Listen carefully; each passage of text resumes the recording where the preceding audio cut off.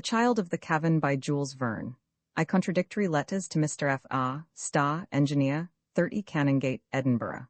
If Mr. James Starr will come tomorrow to the Aberfoyle coal mines, Dutchot pit, Yarrow shaft, a communication of an interesting nature will be made to him.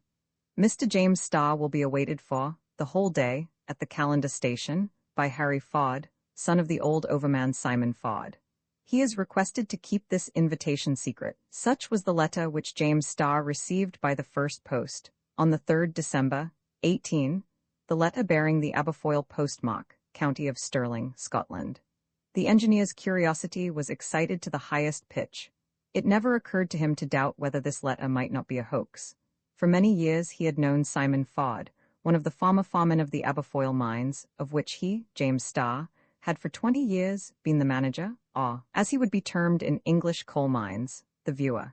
James Starr was a strongly constituted man, on whom his 55 years weighed no more heavily than if they had been 40. He belonged to an old Edinburgh family, and was one of its most distinguished members. His labors did credit to the body of engineers who are gradually devouring the carboniferous subsoil of the United Kingdom, as much at Cardiff and Newcastle, as in the southern counties of Scotland. However, it was more particularly in the depths of the mysterious mines of Aberfoyle, which border on the Alloa mines and occupy part of the county of Stirling, that the name of Starr had acquired the greatest renown. There, the greater part of his existence had been passed. Besides this, James Starr belonged to the Scottish Antiquarian Society, of which he had been made president. He was also included amongst the most active members of the Royal Institution, and the Edinburgh Review frequently published clever articles signed by him. He was in fact one of those practical men to whom is due the prosperity of England. He held a high rank in the old capital of Scotland, which not only from a physical but also from a moral point of view, well deserves the name of the Northern Athens. We know that the English have given to their vast extent of coal mines a very significant name. They very justly call them the Black Indies, and these Indies have contributed perhaps even more than the Eastern Indies to swell the surprising wealth of the United Kingdom. At this period, the limit of time assigned by professional men for the exhaustion of coal mines was far distant, and there was no dread of scarcity. There were still extensive mines to be worked in the two Americas. The manufactories, appropriated to so many different uses, locomotives, steamers, gasworks, etc., were not likely to fail for want of the mineral fuel, but the consumption had so increased during the last few years that certain beds had been exhausted even to their smallest veins. Now deserted, these mines perforated the ground with their useless shafts and forsaken galleries. This was exactly the case with the pits of Aberfoyle. 10 years before, the last butty had raised the last ton of coal from this colliery. The underground working stock, traction engines, trucks which run on rails along the galleries, subterranean tramways, frames to support the shaft, pipes, in short, all that constituted the machinery of a mine had been brought up from its depths. The exhausted mine was like the body of a huge, fantastically shaped mastodon, from which all the organs of life have been taken, and only the skeleton remains. Nothing was left but long wooden ladders down the Yarrow shaft, the only one which now gave access to the lower galleries of the Dutchot pit.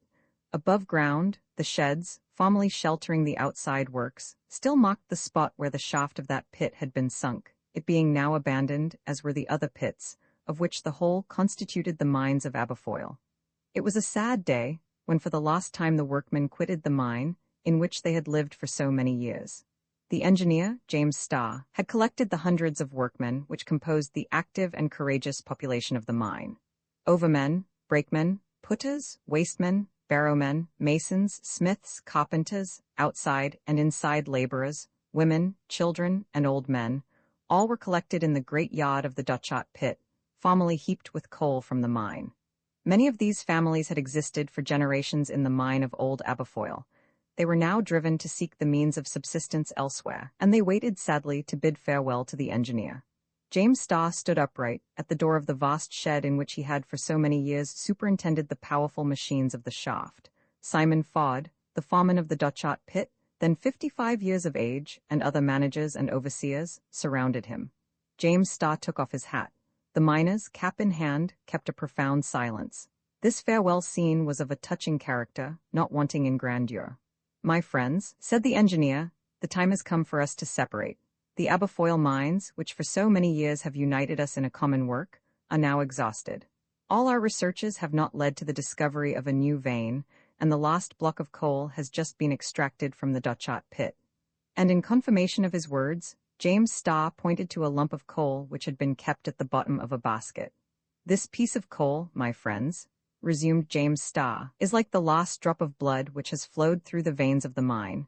We shall keep it, as the first fragment of coal is kept, which was extracted 150 years ago from the bearings of Aberfoyle. Between these two pieces, how many generations of workmen have succeeded each other in our pits?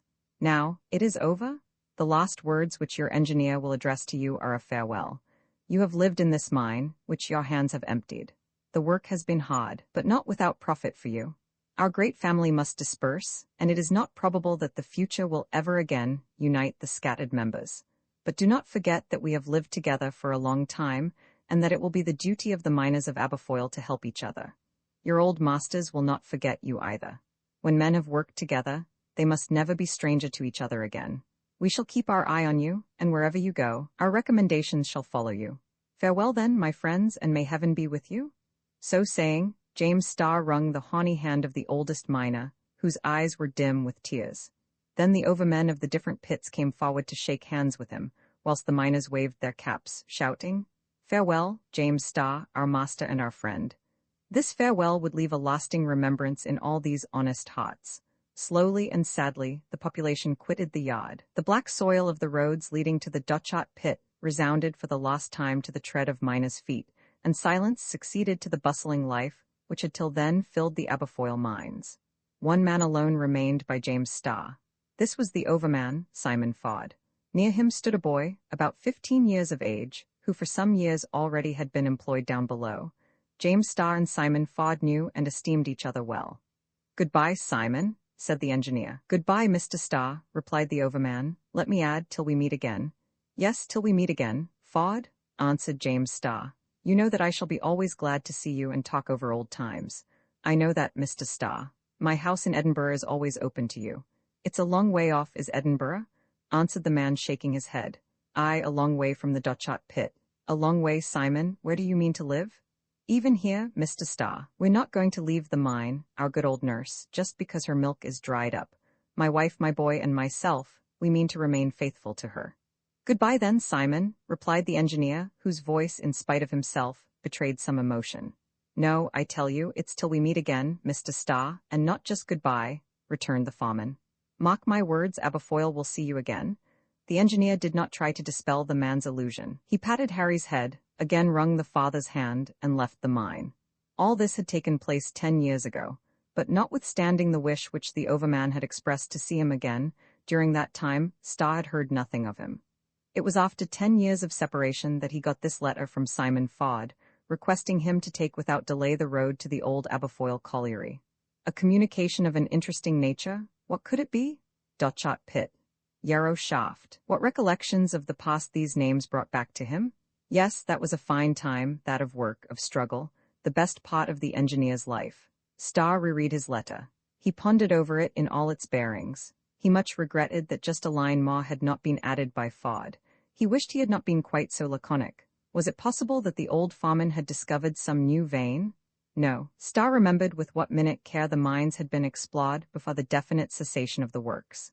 He had himself proceeded to the lowest soundings without finding the least trace in the soil, burrowed in every direction. They had even attempted to find coal under strata which are usually below it, such as the Devonian red sandstone, but without result. James Starr had therefore abandoned the mine with the absolute conviction that it did not contain another bit of coal. "No," he repeated, "no. How is it possible that anything which could have escaped my researches should be revealed to those of Simon Fod?"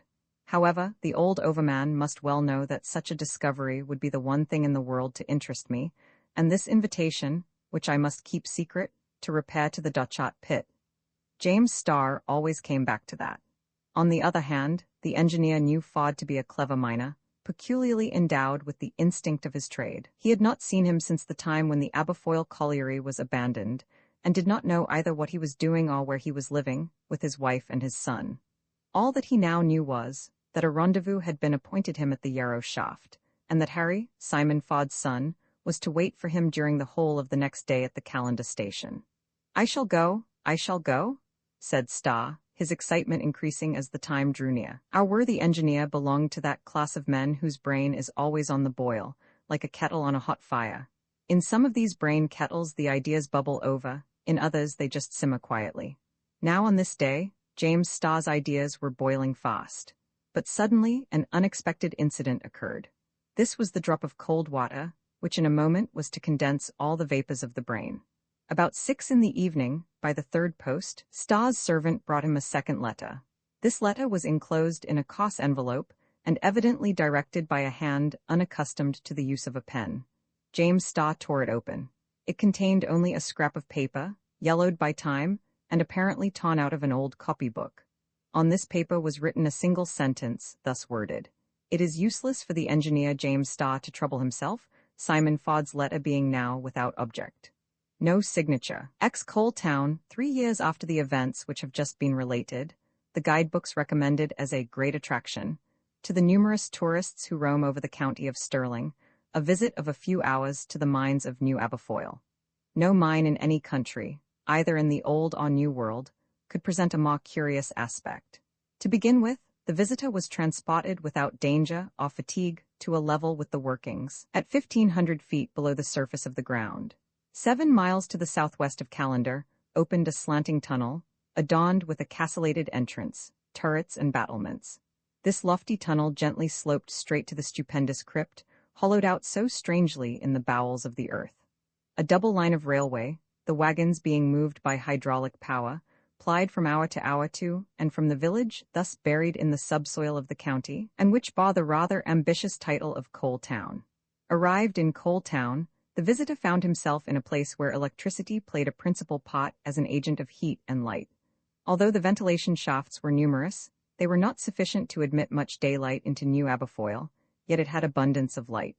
This was shed from numbers of electric discs, some suspended from the vaulted roofs, others hanging on the natural pillars, all, whether suns or stars in size, were fed by continuous currents produced from electromagnetic machines. When the hour of rest arrived, an artificial night was easily produced all over the mine by disconnecting the wires. Below the dome lay a lake of an extent to be compared to the Dead Sea of the Mammoth Caves, a deep lake whose transparent waters swarmed with eyeless fish, and to which the engineer gave the name of Loch Malcolm. There, in this immense natural excavation, Simon Fod built his new cottage, which he would not have exchanged for the finest house in Prince's Street, Edinburgh. This dwelling was situated on the shores of the loch, and its 5 windows looked out on the dark waters, which extended further than the eye could see. 2 months later, a second habitation was erected in the neighborhood of Simon Fod's cottage. This was for James Starr. The engineer had given himself body and soul to New Aberfoyle, and nothing but the most imperative necessity ever caused him to leave the pit. There, then, he lived in the midst of his mining world. On the discovery of the new field, all the old colliers had hastened to leave the plough and harrow, and resume the pick and mattock. Attracted by the certainty that work would never fail, allured by the high wages which the prosperity of the mine enabled the company to offer for labor, they deserted the open air for an underground life, and took up their abode in the mines. The miners' houses, built of brick, soon grew up in a picturesque fashion, some on the banks of Loch Malcolm, others under the arches which seemed made to resist the weight that pressed upon them, like the piers of a bridge. So was founded Coal Town, situated under the eastern point of Loch Katrine, to the north of the county of Stirling.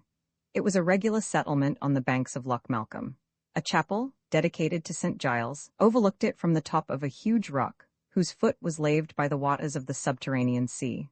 When this underground town was lighted up by the bright rays thrown from the discs, hung from the pillars and arches, its aspect was so strange, so fantastic, that it justified the praise of the guidebooks, and visitors flocked to see it.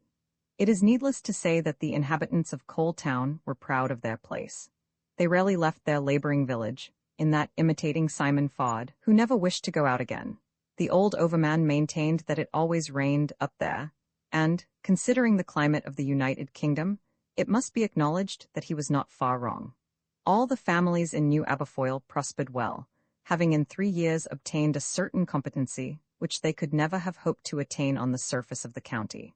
Dozens of babies, who were born at the time when the works were resumed, had never yet breathed the outer air. This made Jack Ryan remark, "It's 18 months since they were weaned, and they have not yet seen daylight." It may be mentioned here that one of the first to run at the engineer's call was Jack Ryan. The merry fellow had thought it his duty to return to his old trade. But though Melrose Farm had lost singer and piper, it must not be thought that Jack Ryan sung no more. On the contrary, the sonorous echoes of New Aberfoyle exerted their strong lungs to answer him. Jack Ryan took up his abode in Simon Ford's new cottage. They offered him a room, which he accepted without ceremony, in his frank and hearty way. Old Madge loved him for his fine character and good nature. She in some degree shared his ideas on the subject of the fantastic beings who were supposed to haunt the mine, and the two, when alone, told each other stories wild enough to make one shudder. Stories well worthy of enriching the Hyperborean mythology. Jack thus became the life of the cottage. He was, besides being a jovial companion, a good workman. 6 months after the works had begun, he was made head of a gang of hewers. "That was a good work done, Mr. Ford," said he, a few days after his appointment. "You discovered a new field, and though you narrowly escaped paying for the discovery with your life, well, it was not too dearly bought." "No, Jack, it was a good bargain we made that time," answered the old overman, "but neither Mr. Starr nor I have forgotten that to you we owe our lives." "Not at all," returned Jack. "You owe them to your son Harry when he had the good sense to accept my invitation to Irvine." "And not to go, isn't that it?" interrupted Harry, grasping his comrade's hand. "No, Jack, it is to you, scarcely healed of your wounds, to you who did not delay a day, no, nor an hour, that we owe our being found still alive in the mine." "Rubbish, no," broke in the obstinate fellow. "I won't have that said when it's no such thing. I hurried to find out what had become of you, Harry, that's all. But to give everyone his due, I will add that without that unapproachable goblin—" "Ah, there we are," cried Ford. "A goblin? A goblin, a brownie, a fairy's child," repeated Jack Ryan. "A cousin of the Fire Maidens and Urisk, whatever you like. It's not the less certain that without it we should never have found our way into the gallery, from which you could not get out." "No doubt, Jack," answered Harry. "It remains to be seen whether this being was as supernatural as you choose to believe." "Supernatural?" exclaimed Ryan. "But it was as supernatural as a will-o'-the-wisp, who may be seen skipping along with his lantern in his hand. You may try to catch him, but he escapes like a fairy and vanishes like a shadow. Don't be uneasy, Harry, we shall see it again some day or other." "Well, Jack," said Simon Ford, "will-o'-the-wisp or not, we shall try to find it, and you must help us." "You'll get into a scrap if you don't take care, Mr. Ford," responded Jack Ryan. "We'll see about that, Jack." We may easily imagine how soon this domain of New Aberfoyle became familiar to all the members of the Ford family, but more particularly to Harry. He learnt to know all its most secret ins and outs. He could even say what point of the surface corresponded with what point of the mine. He knew that above this seam lay the Firth of Clyde, that there extended Loch Lomond and Loch Katrine. Those columns supported a spur of the Grampian Mountains. This vault served as a basement to Dumbarton. Above this large pond passed the Balloch Railway. Here ended the Scottish coast. There began the sea, the tumult of which could be distinctly heard during the equinoctial gales. Harry would have been a first-rate guide to these natural catacombs, and all that alpine guides do on their snowy peaks in daylight, he could have done in the dock mine by the wonderful power of instinct. He loved New Aberfoyle. Many times, with his lamp stuck in his hat, did he penetrate its furthest depths. He explored its ponds in a skillfully managed canoe. He even went shooting, for numerous birds had been introduced into the crypt, pintails, snipes, ducks, who fed on the fish which swarmed in the deep waters. Harry's eyes seemed made for the dock, just as a sailor's are made for distances. But all this, while Harry felt irresistibly animated by the hope of finding the mysterious being whose intervention, strictly speaking, had saved himself and his friends. Would he succeed? He certainly would, if presentiments were to be trusted, but certainly not if he judged by the success which had as yet attended his researches. The attacks directed against the family of the old overman, before the discovery of New Aberfoyle, had not been renewed. Roman 11 hanging by a thread, although in this way the Ford family led a happy and contented life, yet it was easy to see that Harry, naturally of a grave disposition, became more and more quiet and reserved. Even Jack Ryan, with all his good humor and usually infectious merriment, failed to rouse him to gaiety of manner. One Sunday, it was in the month of June, the two friends were walking together on the shores of Loch Malcolm. Coal Town rested from labor. In the world above, stormy weather prevailed. Violent rains fell, and dull sultry vapors brooded over the earth. The atmosphere was most oppressive. Down in Coal Town there was perfect calm, no wind, no rain. A soft and pleasant temperature existed instead of the strife of the elements which raged without. What wonder, then, that excursionists from Stirling came in considerable numbers to enjoy the calm, fresh air in the recesses of the mine. The electric discs shed a brilliancy of light which the British sun, oftener obscured by fogs than it ought to be, might well envy. Jack Ryan kept talking of these visitors, who passed them in noisy crowds, but Harry paid very little attention to what he said. "I say, do look, Harry," cried Jack. "See what numbers of people come to visit us. Cheer up, old fellow. Do the honors of the place a little better. If you look so glum, you'll make all these outside folks think you envy their life above ground." "Never mind me, Jack," answered Harry. "You are jolly enough for two, I'm sure, that's enough. I'll be hanged if I don't feel your melancholy creeping over me, though," exclaimed Jack. "I declare my eyes are getting quite dull, my lips are drawn together, my laugh sticks in my throat, I'm forgetting all my songs. Come, man, what's the matter with you?" "You know well enough, Jack." "What, the old story?" "Yes, the same thoughts haunt me." "Ah, poor fellow," said Jack, shrugging his shoulders. "If you would only do like me and set all the queer things down to the account of the goblins of the mine, you would be easier in your mind. But, Jack, you know very well that these goblins exist only in your imagination, and that since the works here have been reopened, not a single one has been seen."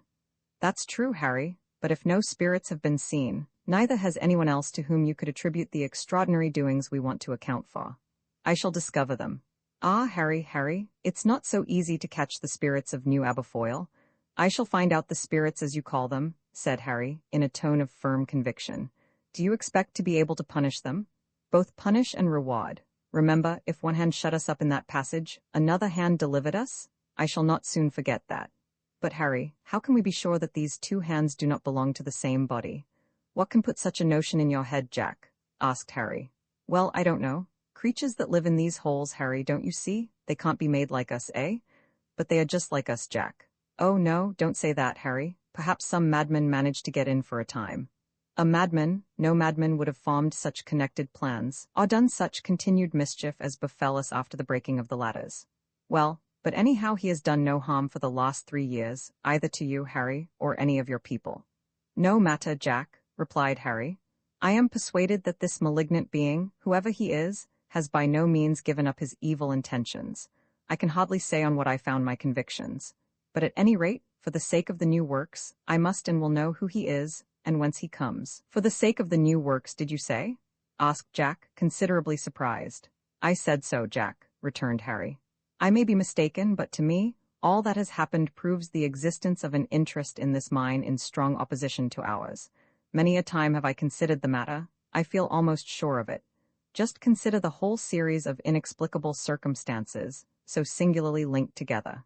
To begin with, the anonymous letter, contradictory to that of my father, at once proves that some man had become aware of our projects, and wished to prevent their accomplishment. Mr. Starr comes to see us at the Dochart pit. No sooner does he enter it with me than an immense stone is cast upon us, and communication is interrupted by the breaking of the ladders in the Yarrow shaft. We commence exploring. An experiment, by which the existence of a new vein would be proved, is rendered impossible by stoppage of fissures. Notwithstanding this, the examination is carried out, the vein discovered. We return as we came, a prodigious gust of air meets us, our lamp is broken, utter darkness surrounds us. Nevertheless, we make our way along the gloomy passage until, on reaching the entrance, we find it blocked up. There we were, imprisoned. Now, Jack, don't you see in all these things a malicious intention? Ah, yes, believe me, some being hitherto invisible, but not supernatural, as you will persist in thinking, was concealed in the mine. For some reason, known only to himself, he strove to keep us out of it. Was there, did I say? I feel an inward conviction that he is there still, and probably prepares some terrible disaster for us. Even at the risk of my life, Jack, I am resolved to discover him." Harry spoke with an earnestness which strongly impressed his companion. "Well, Harry," said he, "if I am forced to agree with you in certain points, won't you admit that some kind fairy or brownie, by bringing bread and water to you, was the means of—" "Jack, my friend," interrupted Harry, "it is my belief that the friendly person, whom you will persist in calling a spirit, exists in the mine as certainly as the criminal we speak of, and I mean to seek them both in the most distant recesses of the mine." But, inquired Jack, have you any possible clue to guide your search? Perhaps I have. Listen to me. 5 miles west of New Aberfoyle, under the solid rock which supports Ben Lomond, there exists a natural shaft which descends perpendicularly into the vein beneath. A week ago I went to ascertain the depth of this shaft. While sounding it, and bending over the opening as my plumb line went down, it seemed to me that the air within was agitated, as though beaten by huge wings. Some bird must have got lost among the lower galleries, replied Jack. But that is not all, Jack. This very morning I went back to the place, and listening attentively, I thought I could detect a sound like a sort of groaning. Groaning? Cried Jack. That must be nonsense. It was a current of air, unless indeed some ghost. I shall know tomorrow what it was, said Harry. Tomorrow? Answered Jack, looking at his friend. Yes, tomorrow I am going down into that abyss. Harry, that will be a tempting of Providence. No, Jack, Providence will aid me in the attempt, tomorrow. You and some of our comrades will go with me to that shaft. I will fasten myself to a long rope by which you can let me down, and draw me up at a given signal. I may depend upon you, Jack? Well, Harry, said Jack, shaking his head, I will do as you wish me, but I tell you all the same, you are very wrong. Nothing venture, nothing win, said Harry in a tone of decision. Tomorrow morning, then, at 6 o'clock. Be silent and farewell. It must be admitted that Jack Ryan's fears were far from groundless. Harry would expose himself to very great danger, supposing the enemy he sought for lay concealed at the bottom of the pit into which he was going to descend. It did not seem likely that such was the case, however. Why in the world, repeated Jack Ryan, should he take all this trouble to account for a set of facts so very easily and simply explained by the supernatural intervention of the spirits of the mine? But notwithstanding his objections to the scheme, Jack Ryan and 3 miners of his gang arrived next morning with Harry at the mouth of the opening of the suspicious shaft. Harry had not mentioned his intentions either to James Starr or to the old overman. Jack had been discreet enough to say nothing. Harry had provided himself with a rope about 200 feet long. It was not particularly thick, but very strong, sufficiently so to sustain his weight. His friends were to let him down into the gulf, and his pulling the cord was to be the signal to withdraw him. The opening into this shaft or well was 12 feet wide. A beam was thrown across like a bridge, so that the cord passing over it should hang down the center of the opening and save Harry from striking against the sides in his descent. He was ready. Are you still determined to explore this abyss? Whispered Jack Ryan. Yes, I am, Jack. The cord was fastened round Harry's thighs and under his arms, to keep him from rocking. Thus supported, he was free to use both his hands. A safety lamp hung at his belt, also a large, strong knife in a leather sheath. Harry advanced to the middle of the beam, around which the cord was passed. Then his friends began to let him down, and he slowly sank into the pit. As the rope caused him to swing gently round and round, the light of his lamp fell in turns on all points of the side walls, so that he was able to examine them carefully. These walls consisted of pit coal, and so smooth that it would be impossible to ascend them.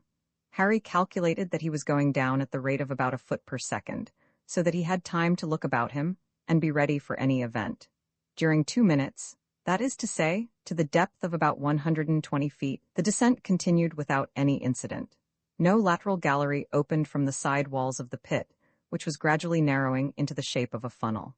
But Harry began to feel a fresher air rising from beneath, whence he concluded that the bottom of the pit communicated with a gallery of some description in the lowest part of the mine.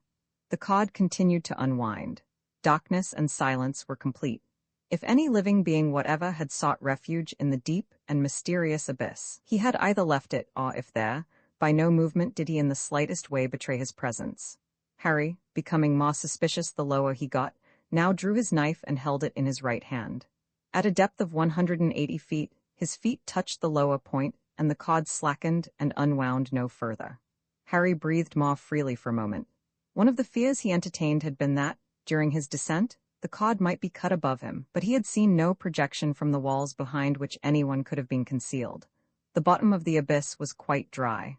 Harry, taking the lamp from his belt, walked round the place, and perceived he had been right in his conjectures. An extremely narrow passage led aside out of the pit. He had to stoop to look into it, and only by creeping could it be followed. But as he wanted to see in which direction it led, and whether another abyss opened from it, he lay down on the ground and began to enter it on hands and knees.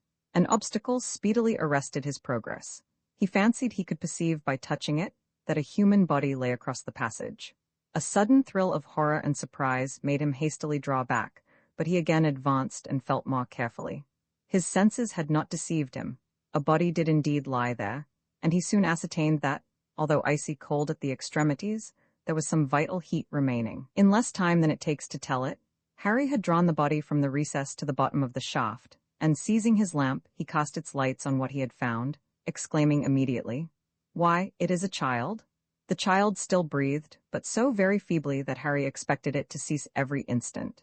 Not a moment was to be lost. He must carry this poor little creature out of the pit, and take it home to his mother as quickly as he could. He eagerly fastened the cord round his waist, stuck on his lamp, clasped the child to his breast with his left arm, and keeping his right hand free to hold the knife, he gave the signal agreed on, to have the rope pulled up.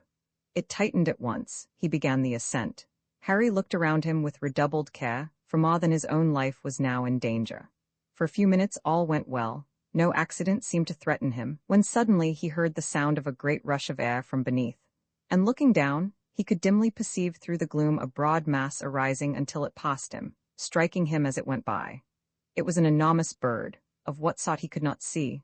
It flew upwards on mighty wings, then paused, hovered, and dashed fiercely down upon Harry, who could only wield his knife in one hand. He defended himself and the child as well as he could, but the ferocious bird seemed to aim all its blows at him alone. Afraid of cutting the cord, he could not strike it as he wished, and the struggle was prolonged, while Harry shouted with all his might in hopes of making his comrades hear. He soon knew they did, for they pulled the rope up faster. A distance of about 80 feet remained to be got over. The bird ceased its direct attack, but increased the horror and danger of his situation by rushing at the cord, clinging to it just out of his reach, and endeavoring, by pecking furiously, to cut it.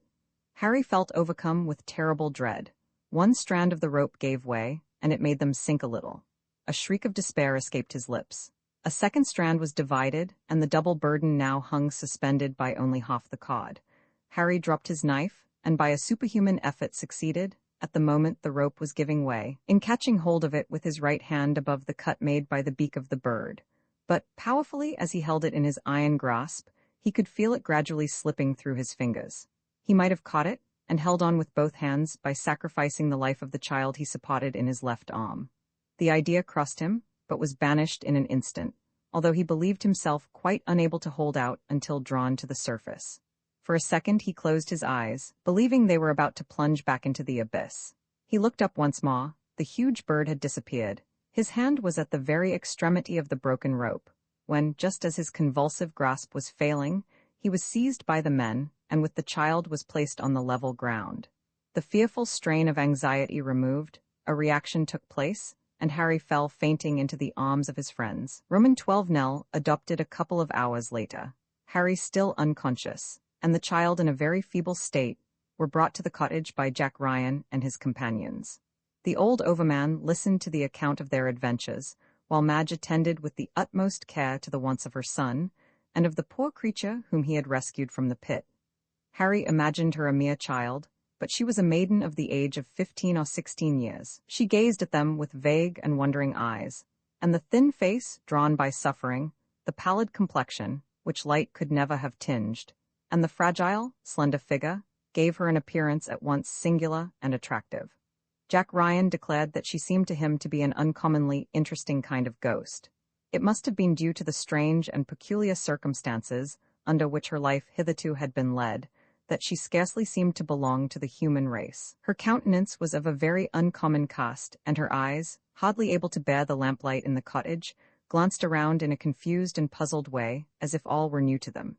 As this singular being reclined on Madge's bed and awoke to consciousness, as from a long sleep, the old Scotchwoman began to question her a little. "What do they call you, my dear?" said she. "Nell," replied the girl. "Do you feel anything the matter with you, Nell?" "I am hungry. I have eaten nothing since." Nell uttered these few words like one unused to speak much. They were in the Gaelic language, which was often spoken by Simon and his family. Madge immediately brought her some food. She was evidently famished. It was impossible to say how long she might have been in that pit. "How many days had you been down there, dearie?" inquired Madge. Nell made no answer. She seemed not to understand the question. "How many days, do you think?"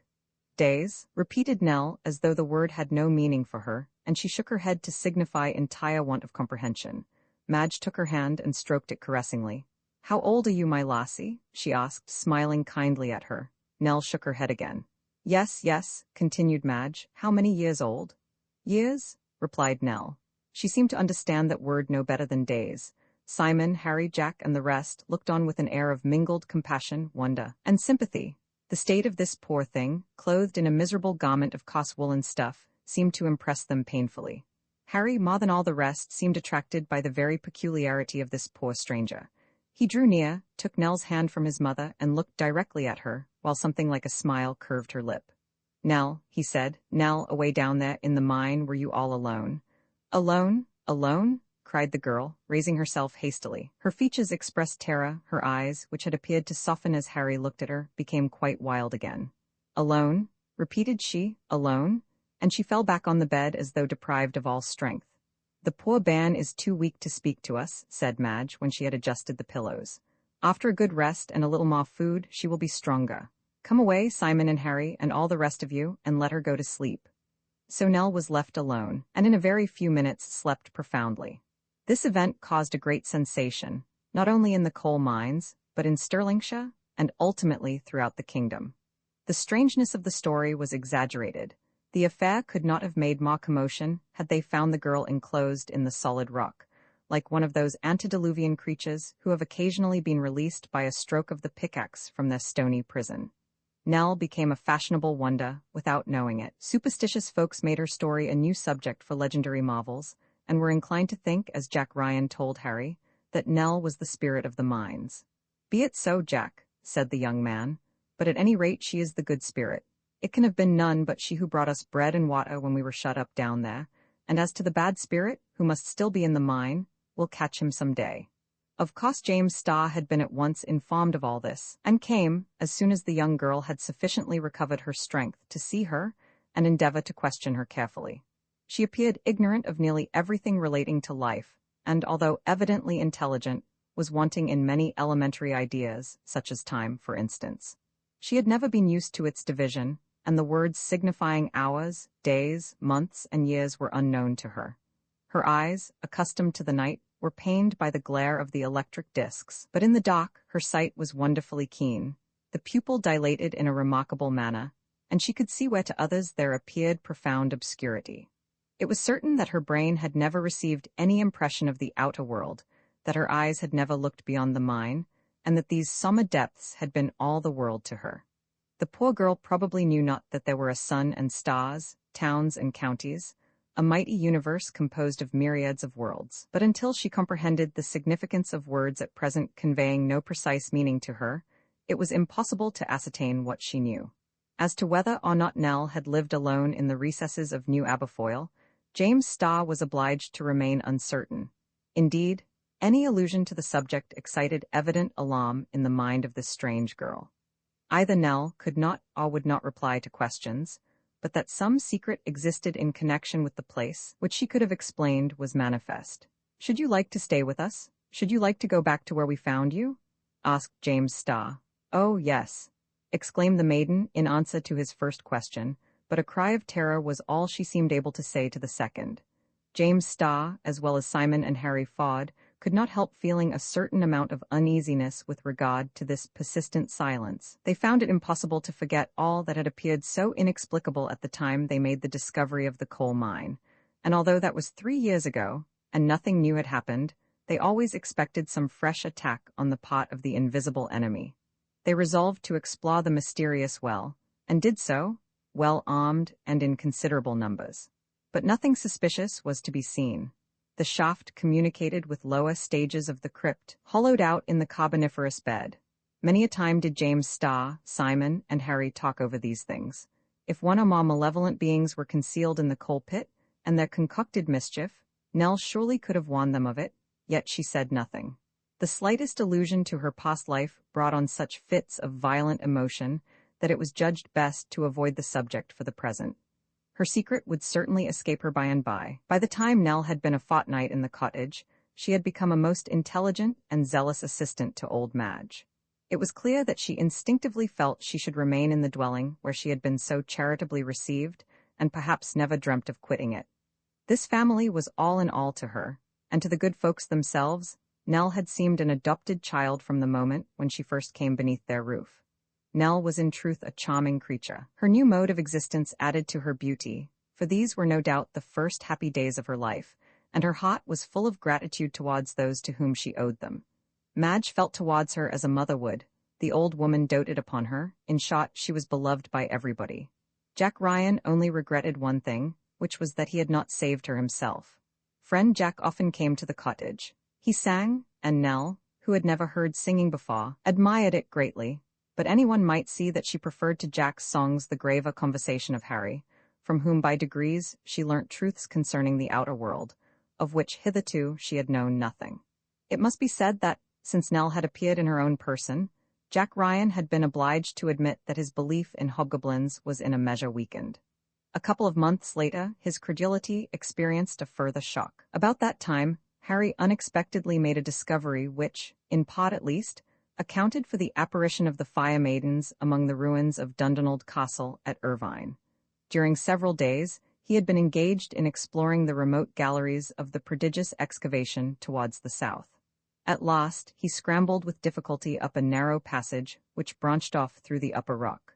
To his great astonishment, he suddenly found himself in the open air. The passage, after ascending obliquely to the surface of the ground, led out directly among the ruins of Dundonald Castle. There was, therefore, a communication between New Aberfoyle and the hills crowned by this ancient castle. The upper entrance to this gallery, being completely concealed by stones and brushwood, was invisible from without. At the time of their search, therefore, the magistrates had been able to discover nothing. A few days afterwards, James Starr, guided by Harry, came himself to inspect this curious natural opening into the coal mine. "Well," said he, "here is enough to convince the most superstitious among us. Farewell to all their brownies, goblins, and fire maidens now. I hardly think, Mr. Starr, we ought to congratulate ourselves," replied Harry. "Whatever it is we have instead of these things, it can't be better, and may be worse than they are." "That's true, Harry," said the engineer, "but what's to be done? It is plain that, whatever the beings are who hide in the mine, they reach the surface of the earth by this passage. No doubt it was the light of torches waved by them during that dark and stormy night which attracted the Motala towards the rocky coast, and like the wreckers of former days, they would have plundered the unfortunate vessel, had it not been for Jack Ryan and his friends. Anyhow, so far it is evident, and here is the mouth of the den. As to its occupants, the question is, are they here still? I say yes, because Nell trembles when we mention them. Yes, because Nell will not, or dare not, speak about them, answered Harry in a tone of decision. Harry was surely in the right. Had these mysterious denizens of the pit abandoned it, or ceased to visit the spot, what reason could the girl have had for keeping silence? James Starr could not rest till he had penetrated this mystery. He foresaw that the whole future of the new excavations must depend upon it. Renewed and strict precautions were therefore taken. The authorities were informed of the discovery of the entrance. Watches were placed among the ruins of the castle. Harry himself lay hid for several nights in the thickets of brushwood which clothed the hillside. Nothing was discovered, no human being emerged from the opening. So most people came to the conclusion that the villains had been finally dislodged from the mine, and that, as to Nell, they must suppose her to be dead at the bottom of the shaft where they had left her. While it remained unworked, the mine had been a safe enough place of refuge, secure from all search or pursuit. But now, circumstances being altered, it became difficult to conceal this lurking place, and it might reasonably be hoped they were gone, and that nothing for the future was to be dreaded from them. James Starr, however, could not feel sure about it, neither could Harry be satisfied on the subject, often repeating, "Nell has clearly been mixed up with all this secret business. If she had nothing more to fear, why should she keep silence? It cannot be doubted that she is happy with us. She likes us all, she adores my mother. Her absolute silence as to her former life, when by speaking out she might benefit us, proves to me that some awful secret, which she dares not reveal, weighs on her mind.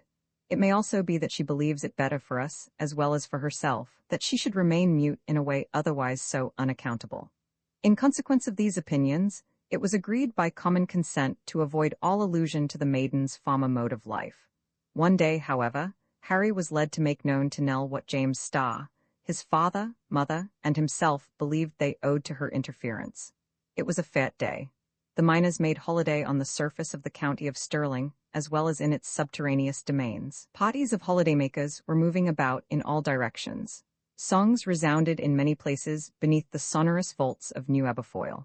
Harry and Nell left the cottage and slowly walked along the left bank of Loch Malcolm. Then the electric brilliance dotted less vividly, and the rays were interrupted with fantastic effect by the sharp angles of the picturesque rocks which supported the dome.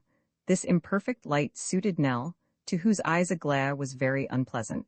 "Nell," said Harry, "your eyes are not fit for daylight yet, and could not bear the brightness of the sun."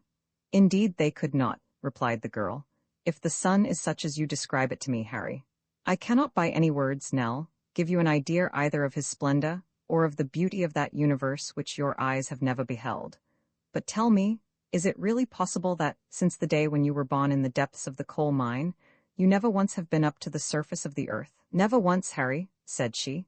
"I do not believe that, even as an infant, my father or mother ever carried me thither. I am sure I should have retained some impression of the open air if they had." "I believe you would," answered Harry. "Long ago, Nell, many children used to live altogether in the mine. Communication was then difficult, and I have met with more than one young person, quite as ignorant as you are of things above ground. But now the railway through our great tunnel takes us in a few minutes to the upper regions of our country. I long, Nell, to hear you say, 'Come, Harry, my eyes can bear daylight, and I want to see the sun. I want to look upon the works of the Almighty.'" "I shall soon say so, Harry, I hope," replied the girl.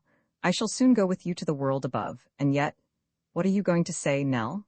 hastily cried Harry. "Can you possibly regret having quitted that gloomy abyss in which you spent your early years, and whence we drew you half dead?" "No, Harry," answered Nell. "I was only thinking that darkness is beautiful as well as light. If you but knew what eyes accustomed to its depth can see, shades flit by, which one longs to follow. Circles mingle and intertwine, and one could gaze on them forever. Black hollows, full of indefinite gleams of radiance, lie deep at the bottom of the mine. And then the voice-like sounds. Ah, Harry, one must have lived down there to understand what I feel, what I can never express. And were you not afraid, Nell, all alone there?" "It was just when I was alone that I was not afraid." Nell's voice altered slightly as she said these words. However, Harry thought he might press the subject a little further, so he said, "But one might be easily lost in these great galleries, Nell. Were you not afraid of losing your way?" "Oh, no, Harry. For a long time I had known every turn of the new mine."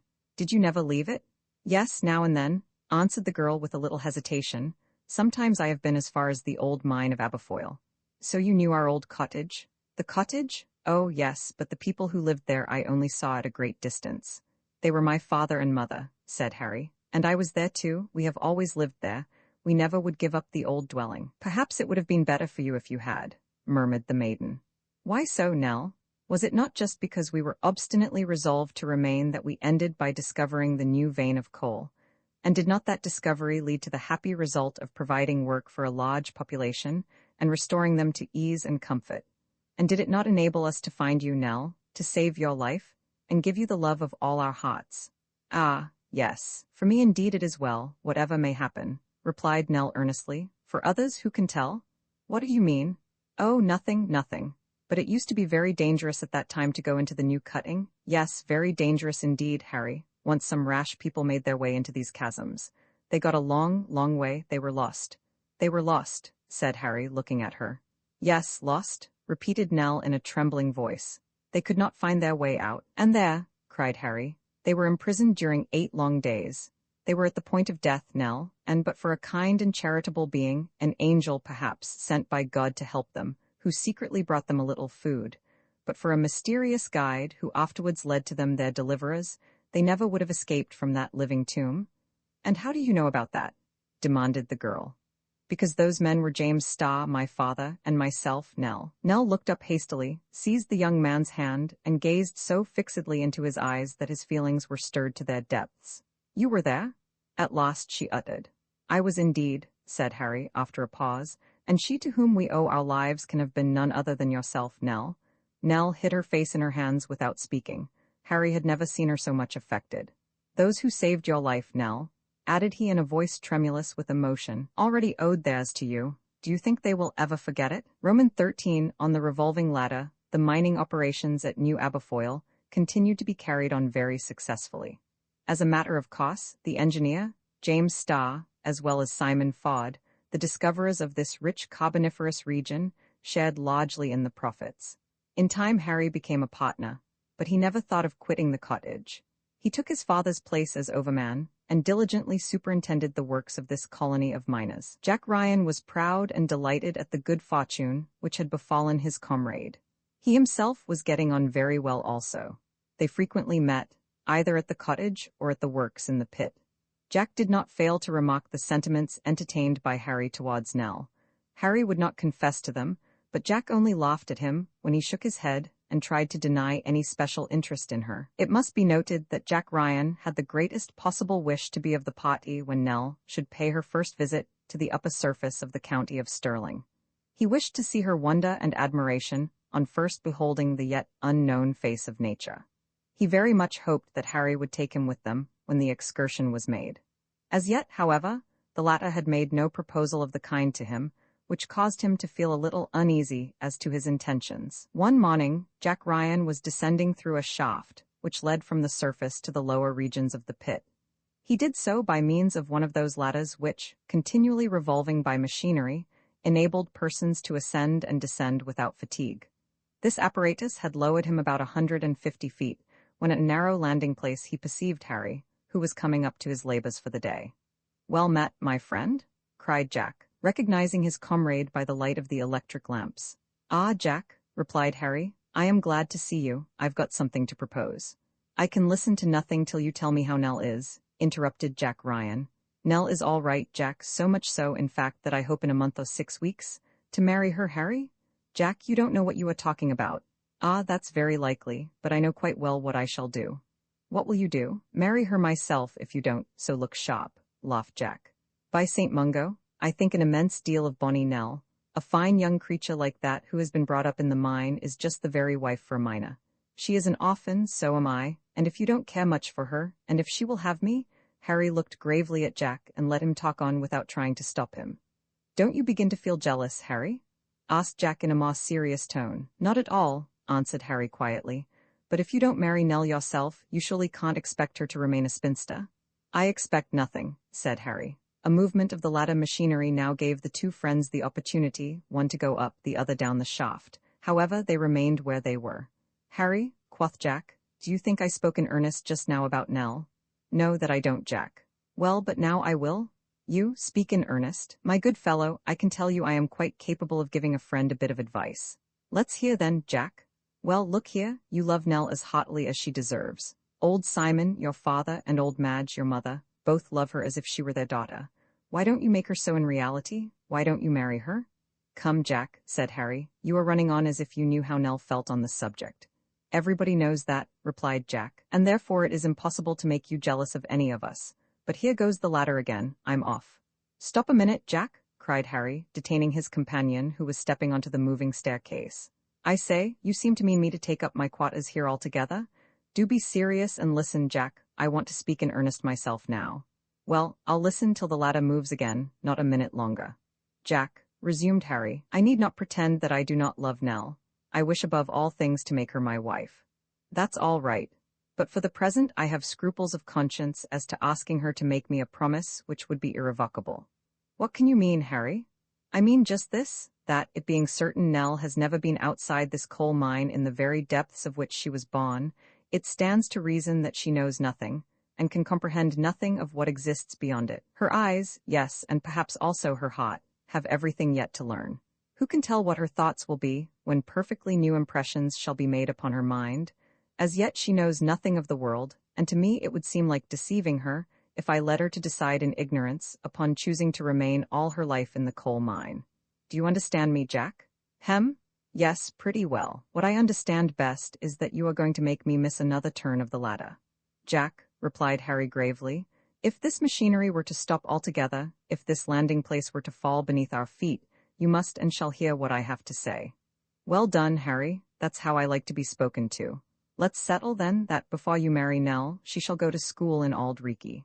"No, indeed, Jack. I am perfectly able myself to educate the person who is to be my wife." "Sure, that will be a great deal better, Harry. But first of all," resumed Harry, "I wish that Nell should gain a real knowledge of the upper world. To illustrate my meaning, Jack, suppose you were in love with a blind girl, and someone said to you, In a month's time her sight will be restored. Would you not wait till after she was cured to marry her? Faith, to be sure I would, exclaimed Jack. Well, Jack, Nell is at present blind, and before she marries me, I wish her to see what I am, and what the life really is to which she would bind herself. In short, she must have daylight let in upon the subject. Well said, Harry, very well said indeed, cried Jack. Now I see what you are driving at, and when may we expect the operation to come off? In a month, Jack, replied Harry.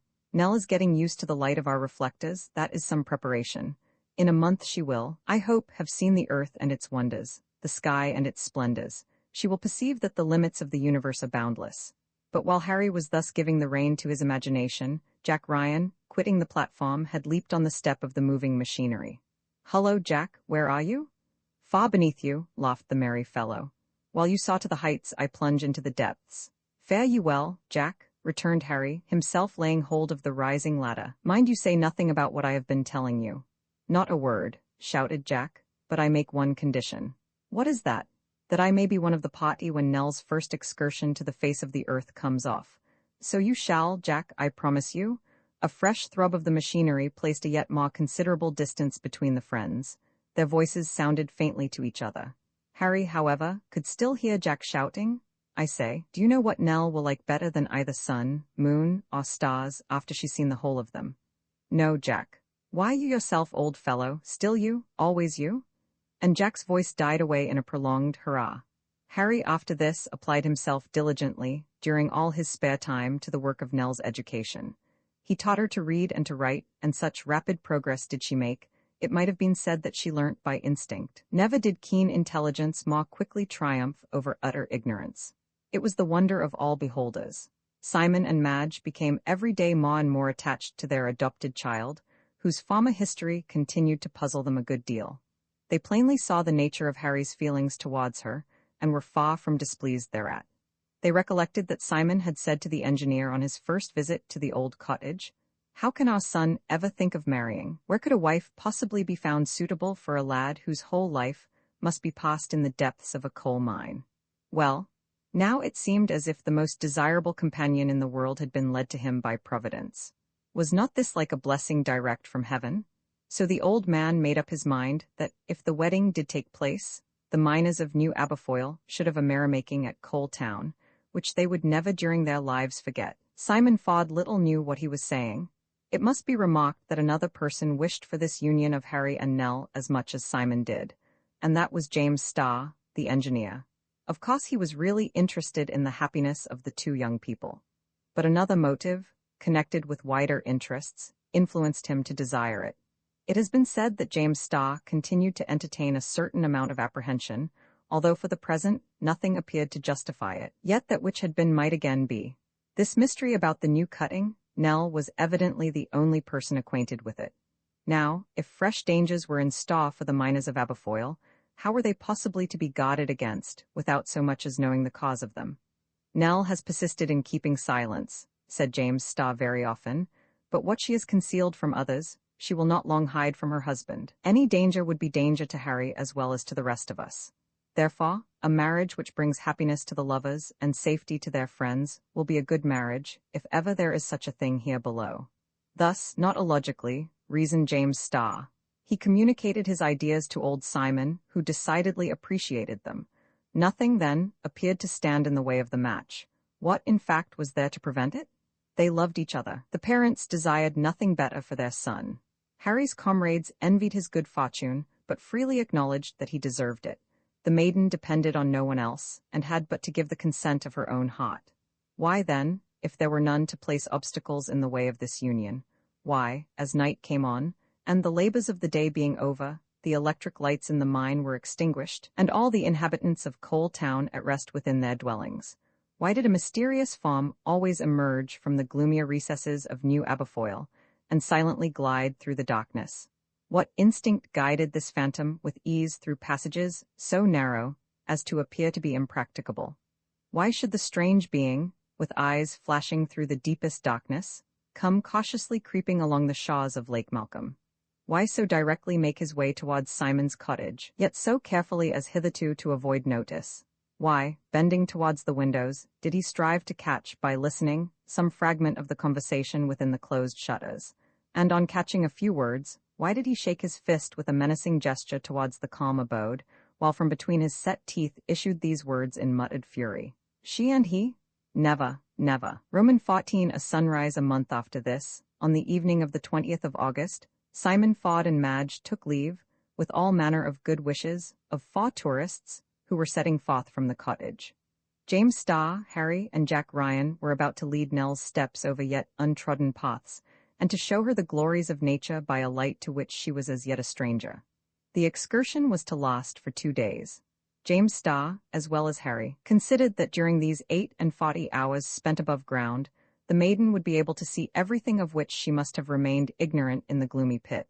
All the varied aspects of the globe, towns, plains, mountains, rivers, lakes, gulfs, and seas would pass, panorama-like, before her eyes. In that part of Scotland lying between Edinburgh and Glasgow, nature would seem to have collected and set forth specimens of every one of these terrestrial beauties. As to the heavens, they would be spread abroad as over the whole earth, with their changeful clouds, serene or veiled moon, their radiant sun, and clustering stars. The expedition had been planned so as to combine a view of all these things. Simon and Madge would have been glad to go with Nell, but they never left their cottage willingly, and could not make up their minds to quit their subterranean home for a single day. James Starr went as an observer and philosopher, curious to note, from a psychological point of view, the novel impressions made upon Nell, perhaps also with some hope of detecting a clue to the mysterious events connected with her childhood. Harry, with a little trepidation, asked himself whether it was not possible that this rapid initiation into the things of the exterior world would change the maiden he had known and loved hitherto into quite a different girl. As for Jack Ryan, he was as joyous as a lark rising in the first beams of the sun. He only trusted that his gaiety would prove contagious, and enliven his traveling companions, thus rewarding them for letting him join them. Nell was pensive and silent. James Starr had decided, very sensibly, to set off in the evening. It would be very much better for the girl to pass gradually from the darkness of night to the full light of day, and that would in this way be managed, since between midnight and noon she would experience the successive phases of shade and sunshine, to which her sight had to get accustomed. Just as they left the cottage, Nell took Harry's hand, saying, "Harry, is it really necessary for me to leave the mine at all, even for these few days?" "Yes, it is, Nell," replied the young man. "It is needful for both of us." "But Harry," resumed Nell, "ever since you found me, I have been as happy as I can possibly be. You have been teaching me. Why is that not enough? What am I going up there for?" Harry looked at her in silence. Nell was giving utterance to nearly his own thoughts. "My child," said James Starr, "I can well understand the hesitation you feel, but it will be good for you to go with us. Those who love you are taking you, and they will bring you back again. Afterwards you will be free, if you wish it, to continue your life in the coal mine, like old Simon and Madge and Harry. But at least you ought to be able to compare what you give up with what you choose, then decide freely." "Come, come, dear Nell," cried Harry. "Harry, I am willing to follow you," replied the maiden. At 9 o'clock the last train through the tunnel started to convey Nell and her companions to the surface of the earth. 20 minutes later, they alighted on the platform where the branch line to New Aberfoyle joins the railway from Dumbarton to Stirling. The night was already dark. From the horizon to the zenith, light vapory clouds hurried through the upper air, driven by a refreshing northwesterly breeze. The day had been lovely, the night promised to be so likewise. On reaching Stirling, Nell and her friends, quitting the train, left the station immediately. Just before them, between high trees, they could see a road which led to the banks of the River Forth. The first physical impression on the girl was the purity of the air inhaled eagerly by her lungs. "Breathe it freely, Nell," said James Starr. "It is fragrant with all the scents of the open country." "What is all that smoke passing over our heads?" inquired Nell. "Those are clouds," answered Harry, "blown along by the westerly wind." "Ah," said Nell, "how I should like to feel myself carried along in that silent whirl. And what are those shining sparks which glance here and there between rents in the clouds? Those are the stars I have told you about, Nell. So many suns they are, so many centers of worlds like our own, most likely." The constellations became more clearly visible as the wind cleared the clouds from the deep blue of the firmament. Nell gazed upon the myriad stars which sparkled overhead. "But how is it," she said at length, "that if these are suns, my eyes can endure their brightness?" My child, replied James Starr, they are indeed suns, but suns at an enormous distance.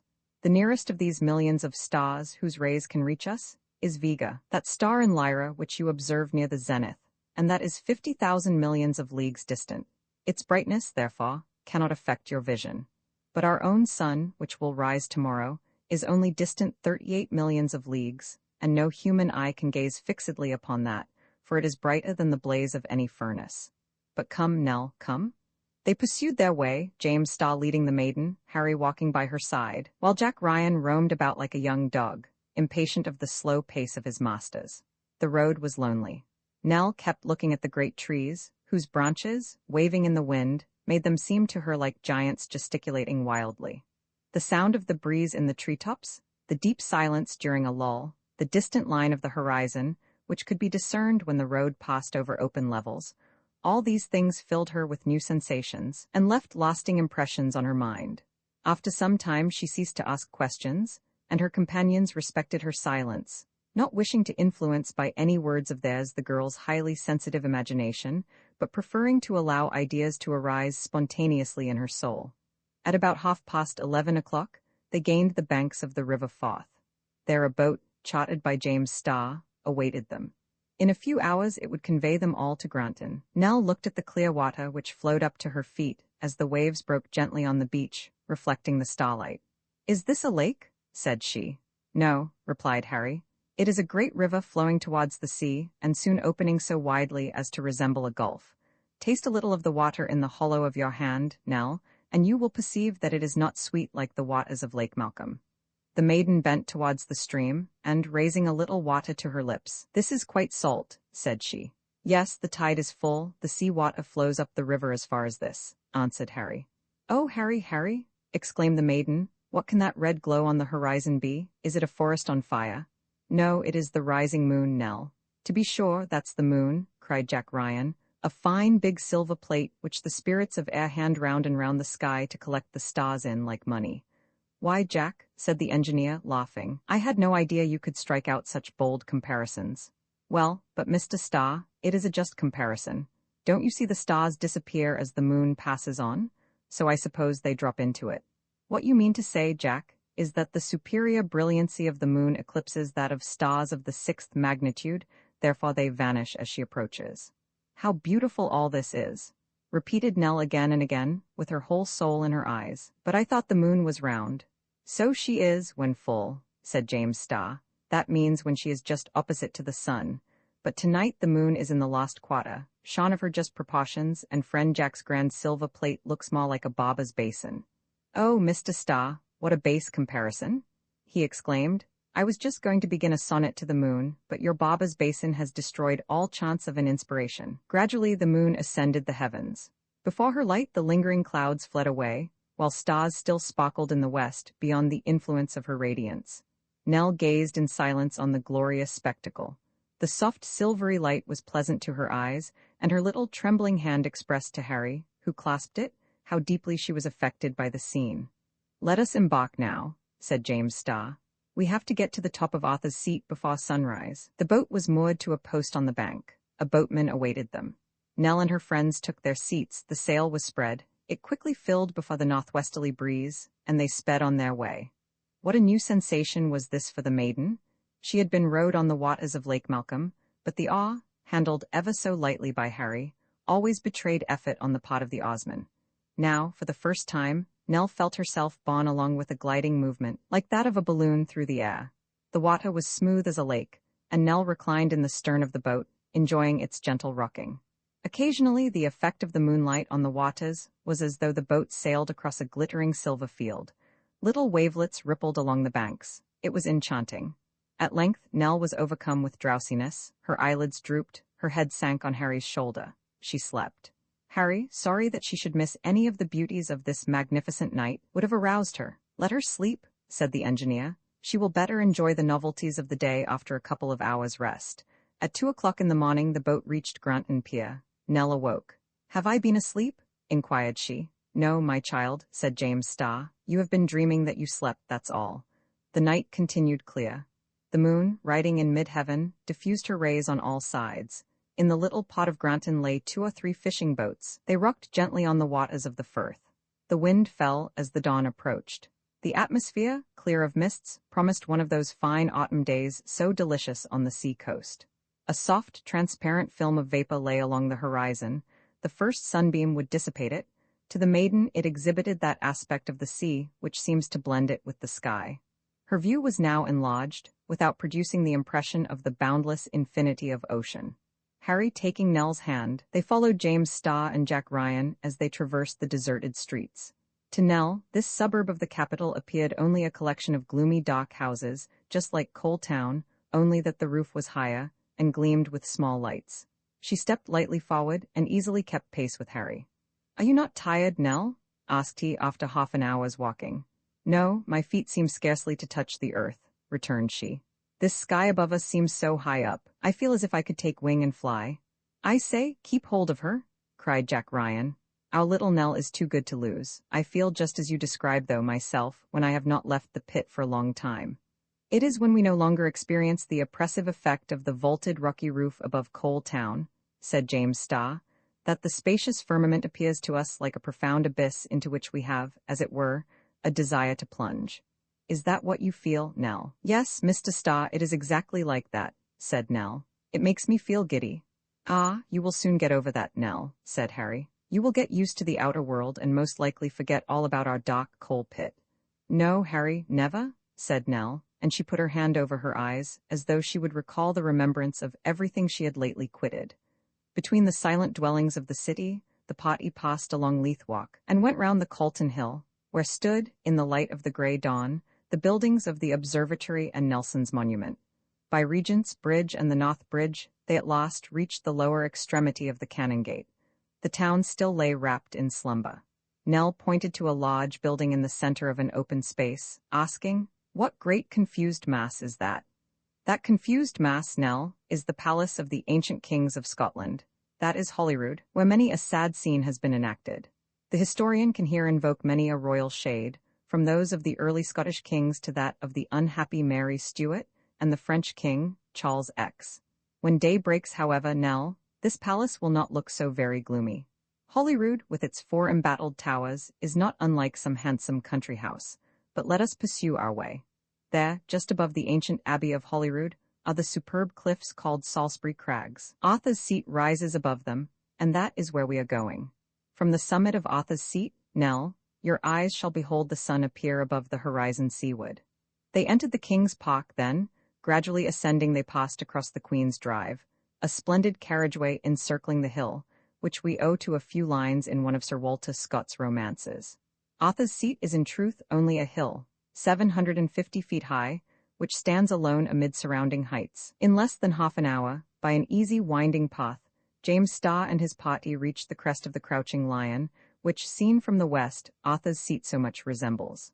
There, all 4 seated themselves, and James Starr, ever ready with quotations from the great Scottish novelist, simply said, "Listen to what is written by Sir Walter Scott in the 8th chapter of The Heart of Midlothian. If I were to choose a spot from which the rising or setting sun could be seen to the greatest possible advantage, it would be from this neighborhood.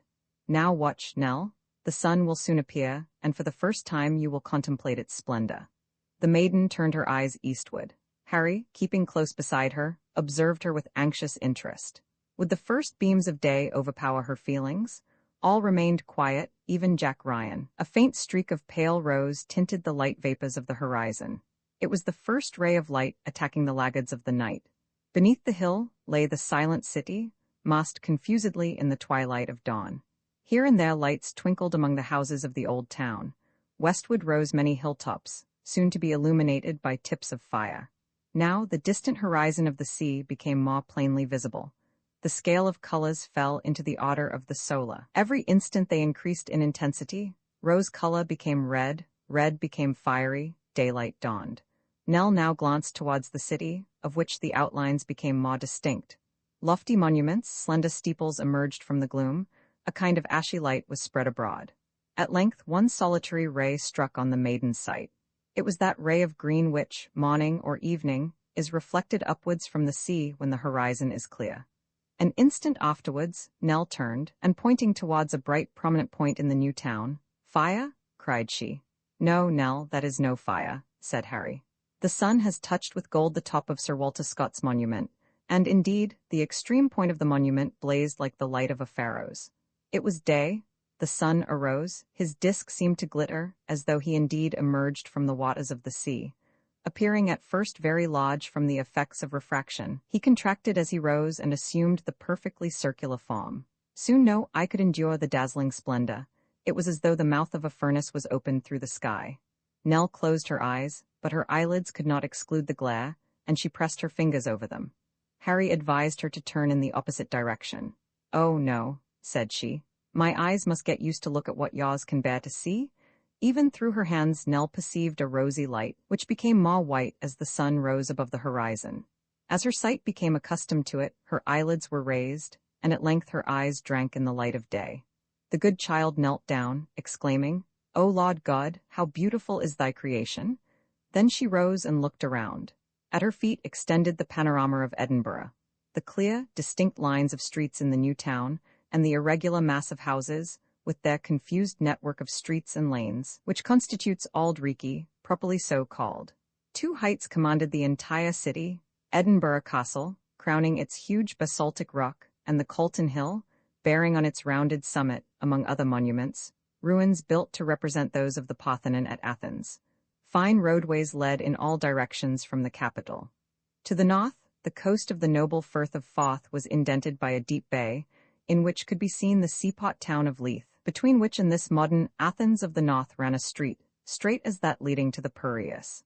Beyond the wide firth could be seen the soft outlines of the county of Fife, while beneath the spectator stretched the yellow sands of Portobello and New Haven. Nell could not speak. Her lips murmured a word or two indistinctly. She trembled, became giddy, her strength failed her. Overcome by the purity of the air and the sublimity of the scene, she sank fainting into Harry's arms, who, watching her closely, was ready to support her. The youthful maiden, hitherto entombed in the massive depths of the earth, had now obtained an idea of the universe, of the works both of God and of man. She had looked upon town and country, and beyond these, into the immensity of the sea, the infinity of the heavens. Roman 15 Loch Lomond and Loch Katrine, Harry bore Nell carefully down the steeps of Arthur's Seat, and, accompanied by James Starr and Jack Ryan, they reached Lambert's Hotel. There a good breakfast restored their strength, and they began to make further plans for an excursion to the Highland Lakes. Nell was now refreshed, and able to look boldly forth into the sunshine, while her lungs with ease inhaled the free and healthful air. Her eyes learned gladly to know the harmonious varieties of color as they rested on the green trees, the azure skies, and all the endless shades of lovely flowers and plants. The railway train, which they entered at the Waverley station, conveyed Nell and her friends to Glasgow. There, from the new bridge across the Clyde, they watched the curious sea-like movement of the river. After a night's rest at Comrie's Royal Hotel, they betook themselves to the terminus of the Edinburgh and Glasgow Railway, from whence a train would rapidly carry them, by way of Dumbarton and Balloch, to the southern extremity of Loch Lomond. Now for the land of Rob Roy and Fergus Mac Ivor, the scenery immortalized by the poetical descriptions of Walter Scott, exclaimed James Starr. You don't know this country, Jack? Only by its songs, Mr. Starr, replied Jack, and judging by those it must be grand. So it is, cried the engineer, and our dear Nell shall see it to the best advantage. A steamboat, the Sinclair by name, awaited tourists about to make the excursion to the lakes. Nell and her companions went on board. The day had begun in brilliant sunshine, free from the British fogs which so often veil the skies. The passengers were determined to lose none of the beauties of nature to be displayed during the 30 miles voyage. Nell, seated between James Starr and Harry, drank in with every faculty the magnificent poetry with which lovely Scottish scenery is fraught. Numerous small isles and islets soon appeared, as though thickly sown on the bosom of the lake. The Sinclair steamed her way among them, while between them glimpses could be had of quiet valleys, or wild rocky gorges on the mainland.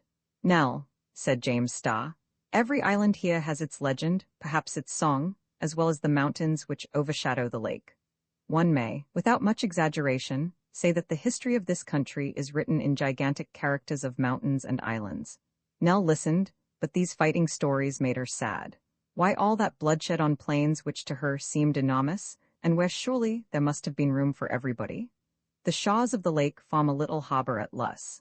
Nell could for a moment catch sight of the old tower of its ancient castle.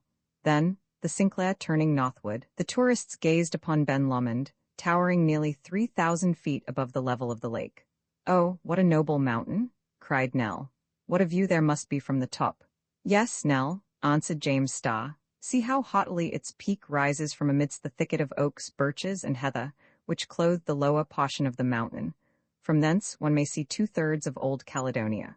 This eastern side of the lake was the special abode of the clan MacGregor. At no great distance, the struggles of the Jacobites and Hanoverians repeatedly dyed with blood these lonely glens. Over these scenes shines the pale moon, called in old ballads Macfarlane's lantern. Among these rocks still echo the immortal names of Rob Roy and MacGregor Campbell. As the Sinclair advanced along the base of the mountain, the country became more and more abrupt in character. Trees were only scattered here and there. Among them were the willows, slender ones of which were formerly used for hanging persons of low degree. "To economize hemp," remarked James Starr, the lake narrowed very much as it stretched northwards. The steamer passed a few more islets, in Veraglas, Islet Howe, where stand some ruins of a stronghold of the clan Macfarlane. At length the head of the loch was reached, and the Sinclair stopped at Inversnaid. Leaving Loch Aucklet on the left, a steep ascent led to the inn of Stronachlacha, on the banks of Loch Katrine. There, at the end of a light pier, floated a small steamboat, named, as a matter of course, the Rob Roy. The travellers immediately went on board. It was about to start. Loch Katrine is only 10 miles in length. Its width never exceeds 2 miles. The hills nearest it are full of a character peculiar to themselves. "Here we are on this famous lake," said James Starr. "It has been compared to an eel on account of its length and windings, and justly so. They say that it never freezes. I know nothing about that, but what we want to think of is, that here are the scenes of the adventures in the Lady of the Lake. I believe, if friend Jack looked about him carefully, he might see, still gliding over the surface of the water, the shade of the slender form of sweet Ellen Douglas." "To be sure, Mr. Starr," replied Jack. "Why should I not? I may just as well see that pretty girl on the waters of Loch Katrine as those ugly ghosts on Loch Malcolm in the coal pit." It was by this time 3 o'clock in the afternoon. The less hilly shores of Loch Katrine westward extended like a picture framed between Ben and Ben Venue. At the distance of half a mile was the entrance to the narrow bay, where was the landing place for our tourists, who meant to return to Stirling by Calendar. Nell appeared completely worn out by the continued excitement of the day. A faint ejaculation was all she was able to utter in token of admiration, as new objects of wonder or beauty met her gaze. She required some hours of rest, were it but to impress lastingly the recollection of all she had seen. Her hand rested in Harry's, and, looking earnestly at her, he said, "Nell, dear Nell, we shall soon be home again in the gloomy region of the coal mine. Shall you not pine for what you have seen during these few hours, spent in the glorious light of day?" "No, Harry," replied the girl. "I shall like to think about it, but I am glad to go back with you to our dear old home." "Nell," said Harry, vainly attempting to steady his voice, "are you willing to be bound to me by the most sacred tie? Could you marry me, Nell?" "Yes, Harry, I could, if you are sure that I am able to make you happy," answered the maiden, raising her innocent eyes to his. Scarcely had she pronounced these words when an unaccountable phenomenon took place. The Rob Roy, still half a mile from land, experienced a violent shock. She suddenly grounded. No efforts of the engine could move her. The cause of this accident was simply that Loch Katrine was all at once emptied, as though an enormous fissure had opened in its bed. In a few seconds it had the appearance of a sea beach at low water. Nearly the whole of its contents had vanished into the bosom of the earth. "My friends?" exclaimed James Starr, as the cause of this marvel became suddenly clear to him. "God help New Aberfoyle." Roman 16. A final threat on that day. In the colliery of New Aberfoyle, work was going on in the usual regular way. In the distance could be heard the crash of great charges of dynamite, by which the carboniferous rocks were blasted. Here masses of coal were loosened by pickaxe and crowbar. There the perforating machines, with their harsh grating, bored through the masses of sandstone and schist. Hollow, cavernous noises resounded on all sides. Draughts of air rushed along the ventilating galleries, and the wooden swing doors slammed beneath their violent gusts. In the lower tunnels, trains of trucks kept passing along at the rate of 15 miles an hour, while at their approach electric bells warned the workmen to cower down in the refuge places. Lifts went incessantly up and down, worked by powerful engines on the surface of the soil. Coal Town was throughout brilliantly lighted by the electric lamps at full power. Mining operations were being carried on with the greatest activity. Coal was being piled incessantly into the trucks, which went in hundreds to empty themselves into the coves at the bottom of the shaft. While parties of miners who had labored during the night were taking needful rest, the others worked without wasting an hour. Old Simon, Fod, and Madge, having finished their dinner, were resting at the door of their cottage. Simon smoked a good pipe of tobacco, and from time to time the old couple spoke of Nell, of their boy, of Mr. Starr, and wondered how they liked their trip to the surface of the earth. Where would they be now? What would they be doing? How could they stay so long away from the mine without feeling homesick? Just then a terrific roaring noise was heard. It was like the sound of a mighty cataract rushing down into the mine. The old people rose hastily. They perceived at once that the waters of Loch Malcolm were rising. A great wave, unfurling like a billow, swept up the bank and broke against the walls of the cottage. Simon caught his wife in his arms and carried her to the upper part of their dwelling. At the same moment, cries arose from all parts of Coal Town, which was threatened by a sudden inundation.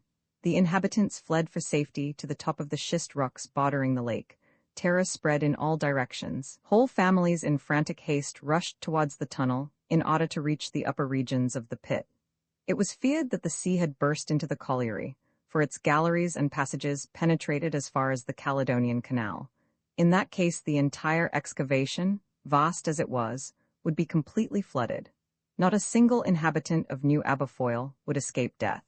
But when the foremost fugitives reached the entrance to the tunnel, they encountered Simon Fod, who had quitted his cottage. "Stop, my friends, stop," shouted the old man. "If our town is to be overwhelmed, the floods will rush faster than you can. No one can possibly escape. But see, the waters are rising no further.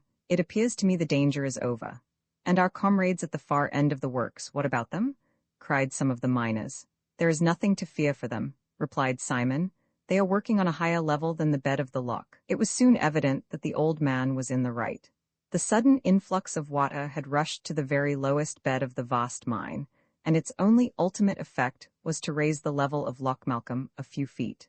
Coal Town was uninjured, and it was reasonable to hope that no one had perished in the flood of water, which had descended to the depths of the mine, never yet penetrated by the workmen. Simon and his men could not decide whether this inundation was owing to the overflow of a subterranean sheet of water penetrating fissures in the solid rock, or to some underground torrent breaking through its wan bed and precipitating itself to the lowest level of the mine. But that very same evening, they knew what to think about it, for the local papers published an account of the marvelous phenomenon which Loch Katrine had exhibited. The surprising news was soon after confirmed by the far travelers, who, returning with all possible speed to the cottage, learned with extreme satisfaction that no serious damage was done in New Aberfoyle. The bed of Loch Katrine had fairly given way. The waters had suddenly broken through by an enormous fissure into the mine beneath. Of Sir Walter Scott's favourite loch, there was not left enough to wet the pretty foot of the Lady of the Lake. All that remained was a pond of a few acres at the further extremity. This singular event made a profound sensation in the country. It was a thing unheard of that a lake should in the space of a few minutes empty itself and disappear into the bowels of the earth. There was nothing for it but to erase Loch Katrine from the map of Scotland until, by public subscription, it could be refilled, care being of cost taken, in the first place, to stop the rent up tight. This catastrophe would have been the death of Sir Walter Scott, had he still been in the world. The accident was explicable when it was ascertained that, between the bed of the lake and the vast cavity beneath, the geological strata had become reduced to a thin layer, incapable of longer sustaining the weight of water. Now, although to most people this event seemed plainly due to natural causes, yet to James Starr and his friends, Simon and Harry Fod, the question constantly recurred, was it not rather to be attributed to malevolence? Uneasy suspicions continually harassed their minds. Was their evil genius about to renew his persecution of those who ventured to work this rich mine? At the cottage, some days later, James Starr thus discussed the matter with the old man and his son. "Well, Simon," said he, "to my thinking we must class this circumstance with the others for which we still seek elucidation, although it is no doubt possible to explain it by natural causes." "I am quite of your mind, Mr. James," replied Simon, "but take my advice and say nothing about it. Let us make all researches ourselves." "Oh, I know the result of such research beforehand," cried the engineer. "And what will it be then? We shall find proofs of malevolence, but not the malefactor. But he exists, he is there. Where can he lie concealed? Is it possible to conceive that the most depraved human being could, single-handed, carry out an idea so infernal as that of bursting through the bed of a lake? I believe I shall end by thinking, like Jack Ryan, that the evil demon of the mine revenges himself on us for having invaded his domain." Nell was allowed to hear as little as possible of these discussions. Indeed, she showed no desire to enter into them, although it was very evident that she shared in the anxieties of her adopted parents. The melancholy in her countenance bore witness to much mental agitation. It was at length resolved that James Starr, together with Simon and Harry, should return to the scene of the disaster and endeavor to satisfy themselves as to the cause of it. They mentioned their project to no one. To those unacquainted with the group of facts on which it was based, the opinion of Starr and his friends could not fail to appear wholly inadmissible. A few days later, the three friends proceeded in a small boat to examine the natural pillars on which had rested the solid earth forming the basin of Loch Katrine. They discovered that they had been right in suspecting that the massive columns had been undermined by blasting. The blackened traces of explosion were to be seen, the waters having subsided below the level of these mysterious operations. Thus the fall of a portion of the vast vaulted dome was proved to have been premeditated by man, and by man's hand had it been effected. "It is impossible to doubt it," said James Starr, "and who can say what might not have happened had the sea, instead of a little loch, been let in upon us?" "You may well say that," cried the old overman, with a feeling of pride in his beloved mine, "for nothing less than a sea would have drowned our Aberfoyle. But once more, what possible interest could any human being have in the destruction of our works?" "It is quite incomprehensible," replied James Starr. "This case is something perfectly unlike that of a band of common criminals, who, concealing themselves in dens and caves, go forth to rob and pillage the surrounding country. The evil deeds of such men would certainly, in the course of 3 years, have betrayed their existence and lurking places. Neither can it be, as I sometimes used to think, that smugglers or coiners carried on their illegal practices in some distant and unknown corner of these prodigious caverns, and were consequently anxious to drive us out of them. But no one coins false money or obtains contraband goods only to conceal them. Yet it is clear that an implacable enemy has sworn the ruin of New Aberfoyle, and that some interest urges him to seek in every possible way to wreak his hatred upon us. He appears to be too weak to act openly, and lays his schemes in secret, but displays such intelligence as to render him a most formidable foe. My friends, he must understand better than we do the secrets of our domain, since he has all this time eluded our vigilance. He must be a man experienced in mining, skilled beyond the most skillful. That's certain, Simon, we have proof enough of that. Let me see, have you never had a personal enemy to whom your suspicions might point? Think well, there is such a thing as hatred which time never softens. Go back to recollections of your earliest days. What befalls us appears the work of a stern and patient will, and to explain it demands every effort of thought and memory. Simon did not answer immediately, his mind evidently engaged in a close and candid survey of his past life. Presently, raising his head, "No," said he. "No, heaven be my witness, neither Madge nor I have ever injured anybody. We cannot believe that we have a single enemy in the world." "Ah, if Nell would only speak," cried the engineer. "Mr. Starr, and you, father," said Harry, "I do beg of you to keep silence on this matter, and not to question my poor Nell. I know she is very anxious and uneasy, and I feel positive that some great secret painfully oppresses her heart. Either she knows nothing it would be of any use for us to hear, or she considers it her duty to be silent. It is impossible to doubt her affection for us, for all of us. If at a future time she informs me of what she has hitherto concealed from us, you shall know about it immediately." "So be it then, Harry," answered the engineer, "and yet I must say Nell's silence, if she knows anything, is to me perfectly inexplicable." Harry would have continued her defense, but the engineer stopped him, saying, "All right, Harry. We promise to say no more about it to your future wife. With my father's consent, she shall be my wife without further delay." "My boy," said old Simon, "your marriage shall take place this very month. Mr. Starr, will you undertake the part of Nell's father?" "You may reckon upon me for that, Simon," answered the engineer. They then returned to the cottage, but said not a word of the result of their examinations in the mine, so that to the rest of its inhabitants, the bursting in of the vaulted roof of the caverns continued to be regarded as a mere accident. there was but a lock the less in Scotland. Nell gradually resumed her customary duties, and Harry made good use of her little visit to the upper air, in the instructions he gave her. She enjoyed the recollections of life above ground, yet without regretting it. The summer region she had loved as a child, and in which her wedded life would be spent, was as dear to her as ever. The approaching marriage created great excitement in New Aberfoyle. Good wishes poured in on all sides, and foremost among them were Jack Ryan's. He was detected busily practicing his best songs in preparation for the great day, which was to be celebrated by the whole population of Cole Town. During the month preceding the wedding day, there were more accidents occurring in New Aberfoyle than had ever been known in the place. One would have thought the approaching union of Harry and Nell actually provoked one catastrophe after another.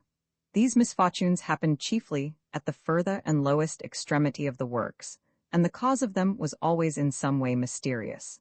Thus, for instance, the woodwork of a distant gallery was discovered to be in flames, which were extinguished by Harry and his companions at the risk of their lives, by employing engines filled with water and carbonic acid, always kept ready in case of necessity.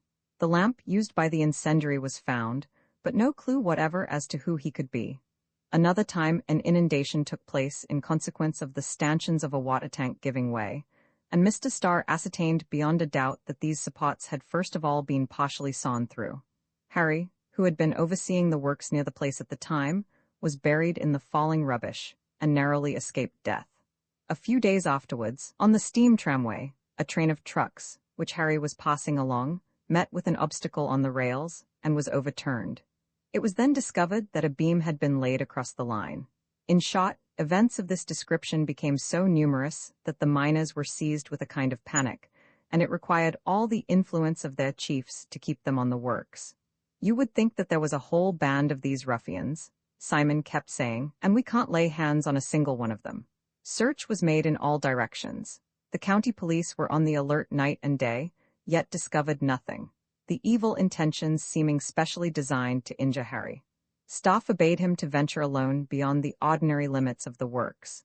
They were equally careful of Nell, although, at Harry's entreaty, these malicious attempts to do harm were concealed from her, because they might remind her painfully of former times. Simon and Madge watched over her by day and by night with a sort of stern solicitude. The poor child yielded to their wishes, without a remark or a complaint. Did she perceive that they acted with a view to her interest? Probably she did. And on her part, she seemed to watch over others, and was never easy unless all whom she loved were together in the cottage. When Harry came home in the evening, she could not restrain expressions of childlike joy, very unlike her usual manner, which was rather reserved than demonstrative. As soon as day broke, she was astir before anyone else, and her constant uneasiness lasted all day, until the hour of return home from work. Harry became very anxious that their marriage should take place. He thought that, when the irrevocable step was taken, malevolence would be disarmed, and that Nell would never feel safe until she was his wife. James Starr, Simon, and Madge were all of the same opinion, and everyone counted the intervening days, for everyone suffered from the most uncomfortable forebodings.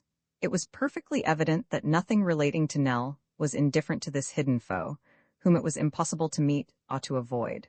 Therefore it seemed quite possible that the solemn act of her marriage with Harry might be the occasion of some new and dreadful outbreak of his hatred. One morning, a week before the day appointed for the ceremony, Nell, rising early, went out of the cottage before anyone else. No sooner had she crossed the threshold than a cry of indescribable anguish escaped her lips. Her voice was heard throughout the dwelling. In a moment, Madge, Harry, and Simon were at her side. Nell was pale as death, her countenance agitated, her features expressing the utmost horror. Unable to speak, her eyes were riveted on the door of the cottage, which she had just opened. With rigid fingers she pointed to the following words traced upon it during the night. "Simon Ford, you have robbed me of the lost vein in our old pit. Harry, your son, has robbed me of Nell. Woe betide you all, woe betide New Aberfoyle, Silfax." "Silfax?" exclaimed Simon and Madge together. "Who is this man?" demanded Harry, looking alternately at his father and at the maiden. "Silfax," repeated Nell in tones of despair. "Silfax," and, murmuring this name, her whole frame shuddering with fear and agitation, she was borne away to her chamber by old Madge. James Starr, hastening to the spot, read the threatening sentences again and again. "The hand which traced these lines," said he at length, Is the same which wrote me the letter contradicting yours, Simon. The man calls himself Silfax. I see by your troubled manner that you know him. Who is this Silfax? Romans 17, the monk. This name revealed everything to the old overman. It was that of the lost monk of the Dutchat pit. In former days, before the invention of the safety lamp, Simon had known this fierce man, whose business it was to go daily, at the risk of his life, to produce partial explosions of fire damp in the passages. He used to see this strange solitary being, prowling about the mine, always accompanied by a monstrous owl, which he called Hafang, who assisted him in his perilous occupation by soaring with a lighted match to places Silfax was unable to reach. One day this old man disappeared, and at the same time also, a little orphan girl born in the mine, who had no relation but himself, her great-grandfather. It was perfectly evident now that this child was Nell. During the 15 years, up to the time when she was saved by Harry, they must have lived in some secret abyss of the mine. The old overman, full of mingled compassion and anger, made known to the engineer and Harry all that the name of Silfax had revealed to him. It explained the whole mystery. Silfax was the mysterious being so long vainly sought for in the depths of New Aberfoyle. "So you knew him, Simon?" demanded Mr. Starr. "Yes, that I did," replied the overman. "The Hafang man, we used to call him. Why, he was old then. He must be 15 or 20 years older than I am. A wild, savage sort of fellow who held aloof from everyone and was known to fear nothing, neither fire nor water. It was his own fancy to follow the trade of monk, which few would have liked. The constant danger of the business had unsettled his brain. He was prodigiously strong, and he knew the mine as no one else, at any rate as well as I did. He lived on a small allowance. In faith, I believed him dead years ago." "But," resumed James Starr, "what does he mean by those words? You have robbed me of the lost vein of our old mine." "Ah, there it is," replied Simon. "For a long time it had been a fancy of his. I told you his mind was deranged, that he had a right to the mine of Aberfoyle, so he became more and more savage in temper the deeper the Dutchat pit, his pit, was worked out. It just seemed as if it was his own body that suffered from every blow of the pickaxe. You must remember that, Madge." "Aye, that I do, Simon," replied she. "I can recollect all this," resumed Simon, "since I have seen the name of Silfax on the door. But I tell you, I thought the man was dead, and never imagined that the spiteful being we have so long sought for could be the old fireman of the Dutchat pit." "Well, now then," said Starr, "it is all quite plain. Chance made known to Silfax the new vein of coal. With the egotism of madness, he believed himself the owner of a treasure he must conceal and defend. Living in the mine, and wandering about day and night, he perceived that you had discovered the secret, and had written in all haste to beg me to come. Hence the letter contradicting yours. Hence, after my arrival, all the accidents that occurred, such as the block of stone thrown at Harry, the broken ladder at the Yarrow shaft, the obstruction of the openings into the wall of the new cutting. Hence, in short, our imprisonment, and then our deliverance, brought about by the kind assistance of Nell, who acted of course without the knowledge of this man Silfax, and contrary to his intentions." "You describe everything exactly as it must have happened, Mr. Starr," returned old Simon. "The old monk is mad enough now, at any rate." "All the better," quoth Madge. "I don't know that," said Starr, shaking his head. "It is a terrible sort of madness, this. Ah, now I understand that the very thought of him must have terrified poor little Nell, and also I see that she could not bear to denounce her grandfather. What a miserable time she must have had of it with the old man." "Miserable with a vengeance," replied Simon, "between that savage and his owl, as savage as himself. Depend upon it, that bird isn't dead. That was what put our lamp out, and also so nearly cut the rope by which Harry and Nell were suspended." "And then, you see," said Madge, "this news of the marriage of our son with his granddaughter added to his rancor and ill will." "To be sure," said Simon. "To think that his Nell should marry one of the robbers of his own coal mine would just drive him wild altogether." "He will have to make up his mind to it, however," cried Harry. "Mad as he is, we shall manage to convince him that Nell is better off with us here than ever she was in the caverns of the pit. I am sure, Mr. Starr, if we could only catch him, we should be able to make him listen to reason." "My poor Harry, there is no reasoning with a madman," replied the engineer. "Of course it is better to know your enemy than not, but you must not fancy all is right because we have found out who he is. We must be on our guard, my friends, and to begin with, Harry, you positively must question Nell. She will perceive that her silence is no longer reasonable. Even for her grandfather's own interest, she ought to speak now. For his own sake, as well as for ours, these insane plots must be put a stop to." I feel sure, Mr. Starr, answered Harry, that Nell will of herself propose to tell you what she knows. You see, it was from a sense of duty that she has been silent hitherto. My mother was very right to take her to her room just now. She much needed time to recover her spirits, but now I will go for her. You need not do so, Harry, said the maiden in a clear and firm voice, as she entered at that moment the room in which they were. Nell was very pale, traces of tears were in her eyes, but her whole manner showed that she had nerved herself to act as her loyal heart dictated as her duty. Nell, cried Harry, springing towards her. The girl arrested her lover by a gesture and continued, Your father and mother, and you, Harry, must now know all. And you too, Mr. Starr, must remain ignorant of nothing that concerns the child you have received, and whom Harry, unfortunately for him, alas, drew from the abyss. Oh, Nell, what are you saying? Cried Harry. Allow her to speak, said James Starr in a decided tone. I am the granddaughter of old Silfax, resumed Nell. I never knew a mother till the day I came here, added she, looking at Madge. Blessed be that day, my daughter, said the old woman.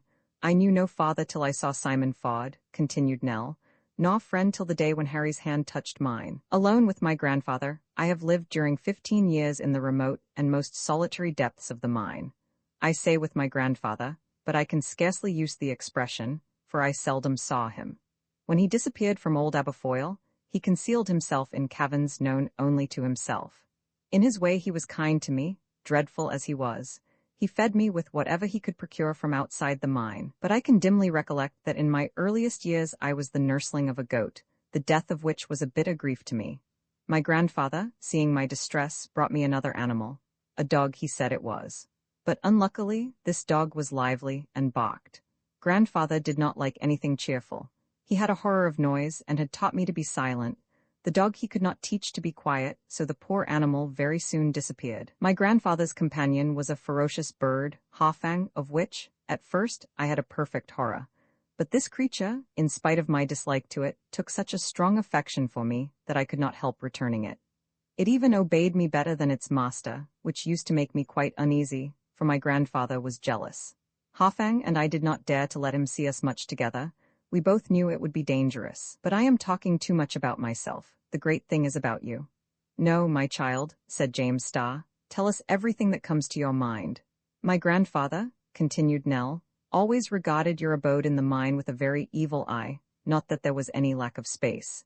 His chosen refuge was far, very far from you, but he could not bear to feel that you were there. If I asked any questions about the people up above us, his face grew dark. He gave no answer, and continued quite silent for a long time afterwards. But when he perceived that, not content with the old domain, you seemed to think of encroaching upon his, then indeed his anger burst forth. He swore that, were you to succeed in reaching the new mine, you should assuredly perish. Notwithstanding his great age, his strength is astonishing, and his threats used to make me tremble. Go on, Nell, my child, said Simon to the girl, who paused as though to collect her thoughts. On the occasion of your first attempt, resumed Nell, as soon as my grandfather saw that you were fairly inside the gallery leading to New Aberfoyle, he stopped up the opening and turned it into a prison for you. I only knew you as shadows dimly seen in the gloom of the pit, but I could not endure the idea that you would die of hunger in these horrid places, and so, at the risk of being detected, I succeeded in obtaining bread and water for you during some days. I should have liked to help you to escape, but it was so difficult to avoid the vigilance of my grandfather. You were about to die. Then arrived Jack Ryan and the others. By the providence of God, I met with them and instantly guided them to where you were. When my grandfather discovered what I had done, his rage against me was terrible. I expected death at his hands. After that my life became insupportable to me. My grandfather completely lost his senses. He proclaimed himself king of darkness and flame, and when he heard your tools at work on coal beds which he considered entirely his own, he became furious and beat me cruelly. I would have fled from him, but it was impossible, so narrowly did he watch me. At last, in a fit of ungovernable fury, he threw me down into the abyss where you found me, and disappeared, vainly calling on Hafang, which faithfully stayed by me, to follow him. I know not how long I remained there, but I felt I was at the point of death when you, my Harry, came and saved me. But now you all see that the grandchild of old Silfax can never be the wife of Harry Ford, because it would be certain death to you all. Nell, cried Harry. No, continued the maiden, my resolution is taken. By one means only can your ruin be averted. I must return to my grandfather. He threatens to destroy the whole of New Aberfoyle. His is a soul incapable of mercy or forgiveness, and no mortal can say to what horrid deed the spirit of revenge will lead him. My duty is clear. I should be the most despicable creature on earth did I hesitate to perform it. Farewell. I thank you all heartily. You only have taught me what happiness is. Whatever may befall, believe that my whole heart remains with you. At these words Simon, Madge, and Harry started up in an agony of grief, exclaiming in tones of despair, "What, Nell? Is it possible you would leave us?" James Starr put them all aside with an air of authority, and going straight up to Nell, he took both her hands in his, saying quietly, "Very right, my child. You have said exactly what you ought to say, and now listen to what we have to say in reply. We shall not let you go away. If necessary, we shall keep you by force. Do you think we could be so base as to accept of your generous proposal? These threats of Silfax are formidable, no doubt about it. But after all, a man is but a man, and we can take precautions. You will tell us, will you not, even for his own sake, all you can about his habits and his lurking places? All we want to do is to put it out of his power to do harm, and perhaps bring him to reason." "You want to do what is quite impossible," said Nell. "My grandfather is everywhere and nowhere. I have never seen his retreats, I have never seen him sleep. If he meant to conceal himself, he used to leave me alone, and vanish. When I took my resolution, Mr. Starr, I was aware of everything you could say against it. Believe me, there is but one way to render Silfax powerless, and that will be by my return to him. Invisible himself, he sees everything that goes on. Just think whether it is likely he could discover your very thoughts and intentions, from that time when the letter was written to Mr. Starr, up to now that my marriage with Harry has been arranged, if he did not possess the extraordinary faculty of knowing everything. As far as I am able to judge, my grandfather, in his very insanity, is a man of most powerful mind. He formerly used to talk to me on very lofty subjects. He taught me the existence of God, and never deceived me but on one point, which was, that he made me believe that all men were base and perfidious, because he wished to inspire me with his own hatred of all the human race. When Harry brought me to the cottage, you thought I was simply ignorant of mankind, but far beyond that, I was in mortal fear of you all. Ah, forgive me, I assure you, for many days I believed myself in the power of wicked wretches, and I longed to escape. You, Madge, first led me to perceive the truth, not by anything you said, but by the sight of your daily life, for I saw that your husband and son loved and respected you. Then all these good and happy workmen, who so revere and trust Mr. Starr, I used to think they were slaves. And when, for the first time, I saw the whole population of Aberfoyle come to church and kneel down to pray to God, and praise him for his infinite goodness, I said to myself, my grandfather has deceived me. But now, enlightened by all you have taught me, I am inclined to think he himself is deceived. I mean to return to the secret passages I formerly frequented with him. He is certain to be on the watch. I will call to him, he will hear me, and who knows but that, by returning to him, I may be able to bring him to the knowledge of the truth?" The maiden spoke without interruption, for all felt that it was good for her to open her whole heart to her friends. But when, exhausted by emotion, and with eyes full of tears, she ceased speaking, Harry turned to old Madge and said, "Mother, what should you think of the man who could forsake the noble girl whose words you have been listening to?" "I should think he was a base coward," said Madge, "and were he my son, I should renounce and curse him." "Nell, do you hear what our mother says?" resumed Harry. "Wherever you go I will follow you. If you persist in leaving us, we will go away together." "Harry, Harry," cried Nell. Overcome by her feelings, the girl's lips blanched, and she sank into the arms of Madge, who begged she might be left alone with her. Roman 18 Nell's wedding. It was agreed that the inhabitants of the cottage must keep more on their guard than ever. The threats of old Silfax were too serious to be disregarded. It was only too possible that he possessed some terrible means by which the whole of Aberfoyle might be annihilated. Armed sentinels were posted at the various entrances to the mine, with orders to keep strict watch day and night. Any stranger entering the mine was brought before James Starr, that he might give an account of himself.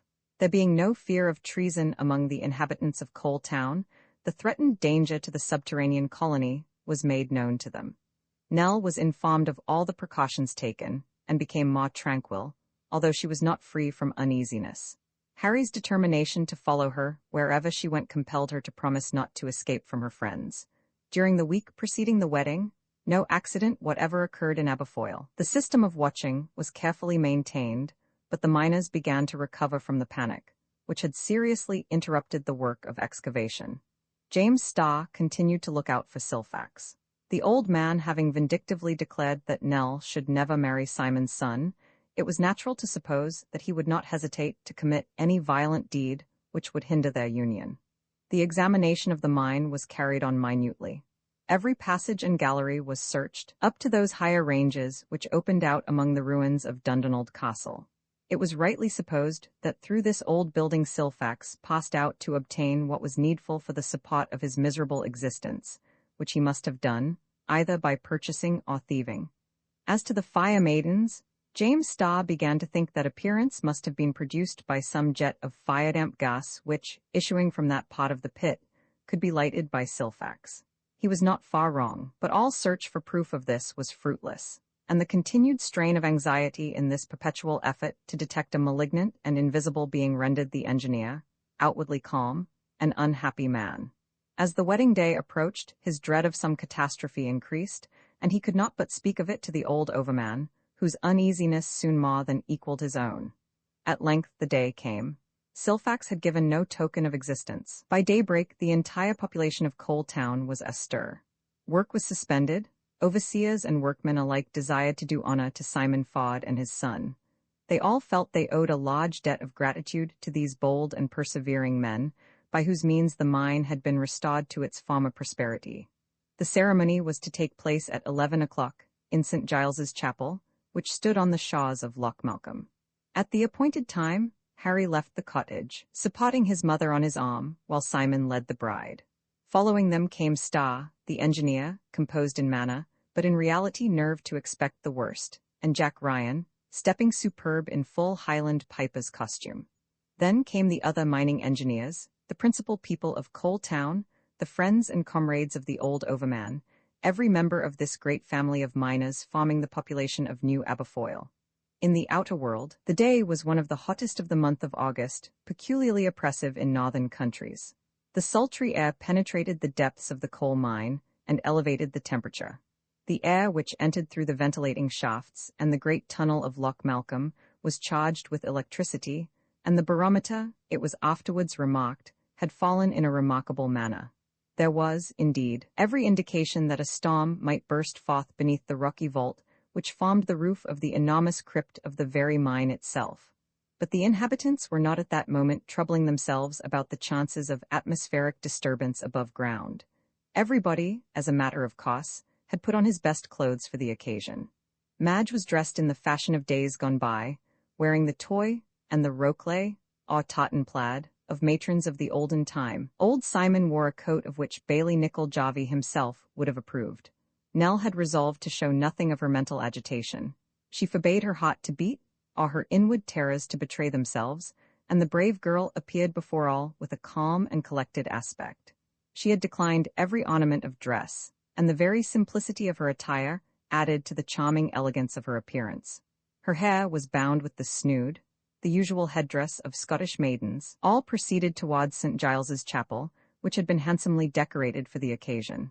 The electric discs of light which illuminated Coal Town blazed like so many suns. A luminous atmosphere pervaded New Aberfoyle. In the chapel, electric lamps shed a glow over the stained glass windows, which shone like fiery kaleidoscopes. At the porch of the chapel, the minister awaited the arrival of the wedding party.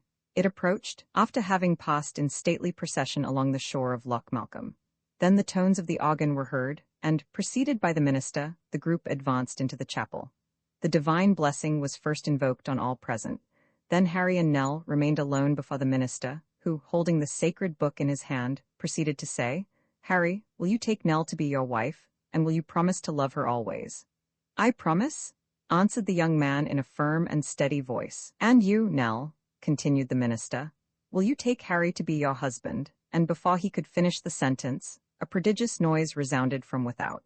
One of the enormous rocks on which was formed the terrace overhanging the banks of Loch Malcolm had suddenly given way and opened without explosion, disclosing a profound abyss, into which the waters were now wildly plunging. In another instant, among the shattered rocks and rushing waves appeared a canoe, which a vigorous arm propelled along the surface of the lake. In the canoe was seen the figure of an old man standing upright. He was clothed in a dark mantle, his hair was disheveled, A long white beard fell over his breast, and in his hand he bore a lighted Davy safety lamp, the flame being protected by the metallic gauze of the apparatus. In a loud voice this old man shouted, "The fire damp is upon you? Woe betide ye all." At the same moment, the slight smell peculiar to carburetted hydrogen was perceptibly diffused through the atmosphere. And in truth, the fall of the rock had made a passage of escape for an enormous quantity of explosive gas, accumulated in vast cavities, the openings to which had hitherto been blocked up. Jets and streams of the fire damp now rose upward in the vaulted dome, and well did that fierce old man know that the consequence of what he had done would be to render explosive the whole atmosphere of the mine. James Starr and several others, having hastily quitted the chapel, and perceived the imminence of the danger, now rushed back, crying out in accents of the utmost alarm, "Fly from the mine, fly instantly from the mine. Now for the fire damp? Here comes the fire damp," yelled the old man, urging his canoe further along the lake.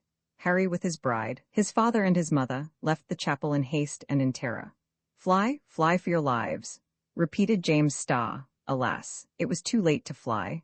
Old Silfax stood there, prepared to fulfill his last dreadful threat, prepared to stop the marriage of Nell and Harry by overwhelming the entire population of the place beneath the ruins of the coal mine. As he stood ready to accomplish this act of vengeance, his enormous owl, whose white plumage was marked with black spots, was seen hovering directly above his head. At that moment, a man flung himself into the waters of the lake and swam vigorously towards the canoe. It was Jack Ryan, fully determined to reach the madman before he could do the dreadful deed of destruction. Silfax saw him coming. Instantly he smashed the glass of his lamp and, snatching out the burning wick, waved it in the air. Silence like death fell upon the astounded multitude. James Starr, in the calmness of despair, marveled that the inevitable explosion was even for a moment delayed. Silfax, gazing upwards with wild and contracted features, appeared to become aware that the gas, lighter than the lower atmosphere, was accumulating far up under the dome, and at a sign from him the owl, seizing in its claw the lighted match, sawed upwards to the vaulted roof, towards which the madman pointed with outstretched arm. Another second and new Aberfoyle would be no more. Suddenly Nell sprang from Harry's arms, and with a bright look of inspiration, she ran to the very brink of the waters of the lake. "Hafang, Hafang," cried she in a clear voice. "Here, come to me." The faithful bird, surprised, appeared to hesitate in its flight. Presently, recognizing Nell's voice, it dropped the burning match into the water, and, describing a wide circle, flew downwards, alighting at the maiden's feet. Then a terrible cry echoed through the vaulted roofs. It was the last sound uttered by old Silfax. Just as Jack Ryan laid his hand on the edge of the canoe, the old man, foiled in his purpose of revenge, cast himself headlong into the waters of the lake. "Save him! Oh, save him!" shrieked Nell in a voice of agony. Immediately Harry plunged into the water, and swimming towards Jack Ryan, he dived repeatedly, but his efforts were useless. The waters of Loch Malcolm yielded not their prey. They closed forever over Silfax. Roman 19, the legend of old Silfax. 6 months after these events, the marriage, so strangely interrupted, was finally celebrated in St. Giles's Chapel, and the young couple, who still wore mourning garments, returned to the cottage. James Starr and Simon Ford, henceforth free from the anxieties which had so long distressed them, joyously presided over the entertainment which followed the ceremony, and prolonged it to the following day. On this memorable occasion, Jack Ryan, in his favorite character of piper, and in all the glory of full dress, blew up his chanter, and astonished the company by the unheard-of achievement of playing, singing, and dancing all at once. It is needless to say that Harry and Nell were happy. These loving hearts, after the trials they had gone through, found in their union the happiness they deserved. As to Simon Ford, the ex-overman of New Aberfoyle, he began to talk of celebrating his golden wedding, after 50 years of marriage with good old Madge, who liked the idea immensely herself. And after that, why not golden wedding number 2? "You would like a couple of 50s, would you, Mr. Simon?" said Jack Ryan. "All right, my boy," replied the overman quietly. "I see nothing against it in this fine climate of ours, and living far from the luxury and intemperance of the outer world. Will the dwellers in Coal Town ever be called to witness this second ceremony? Time will show." Certainly, the strange bird of old Silfax seemed destined to attain a wonderful longevity. The Hafang continued to haunt the gloomy recesses of the cave. After the old man's death, Nell had attempted to keep the owl, but in a very few days he flew away. He evidently disliked human society as much as his master had done, and besides that, he appeared to have a particular spite against Harry. The jealous bird seemed to remember and hate him for having carried off Nell from the deep abyss, notwithstanding all he could do to prevent him. Still, at long intervals, Nell would see the creature hovering above Loch Malcolm. Could he possibly be watching for his friend of yore? Did he strive to pierce, with keen eye, the depths which had engulfed his master? The history of the Hafang became legendary, and furnished Jack Ryan with many a tale and song. Thanks to him, the story of old Silfax and his bird will long be preserved and handed down to future generations of the Scottish peasantry. Roman II, on the road, the cause of James Starr's ideas was abruptly stopped when he got this second letter contradicting the first. "What does this mean?" said he to himself. He took up the torn envelope and examined it. Like the other, it bore the Aberfoyle postmark. It had therefore come from the same part of the county of Stirling. The old miner had evidently not written it, but no less evidently, the author of this second letter knew the overman's secret, since it expressly contradicted the invitation to the engineer to go to the Yarrow shaft. Was it really true that the first communication was now without object? Did someone wish to prevent James Starr from troubling himself, either uselessly or otherwise? Might there not be rather a malevolent intention to thwart Fod's plans? This was the conclusion at which James Starr arrived, after mature reflection. The contradiction which existed between the two letters only wrought in him a more keen desire to visit the Dochart pit. And besides, if after all it was a hoax, it was well worth while to prove it. Starr also thought it wiser to give more credence to the first letter than to the second, that is to say, to the request of such a man as Simon Fod, rather than to the warning of his anonymous contradictor. "Indeed," said he, "the fact of anyone endeavoring to influence my resolution shows that Fod's communication must be of great importance. Tomorrow, at the appointed time, I shall be at the rendezvous." In the evening, Starr made his preparations for departure. As it might happen that his absence would be prolonged for some days, he wrote to Sir W. Elphiston, president of the Royal Institution, that he should be unable to be present at the next meeting of the Society. He also wrote to excuse himself from 2 or 3 engagements which he had made for the week. Then, having ordered his servant to pack a traveling bag, he went to bed, more excited than the affair perhaps warranted. The next day, at 5 o'clock, James Starr jumped out of bed, dressed himself warmly, for a cold rain was falling, and left his house in the Canongate to go to Granton Pier to catch the steamer, which in 3 hours would take him up the Forth as far as Stirling. For the first time in his life, perhaps, in passing along the Canongate, he did not turn to look at Holyrood, the palace of the former sovereigns of Scotland. He did not notice the sentinels who stood before its gateways, dressed in the uniform of their Highland regiment, tartan kilt, plaid and sporran complete. His whole thought was to reach Callander, where Harry Fod was supposedly awaiting him. The better to understand this narrative, it will be as well to hear a few words on the origin of coal. During the geological epoch, when the terrestrial spheroid was still in course of formation, a thick atmosphere surrounded it, saturated with watery vapors, and copiously impregnated with carbonic acid.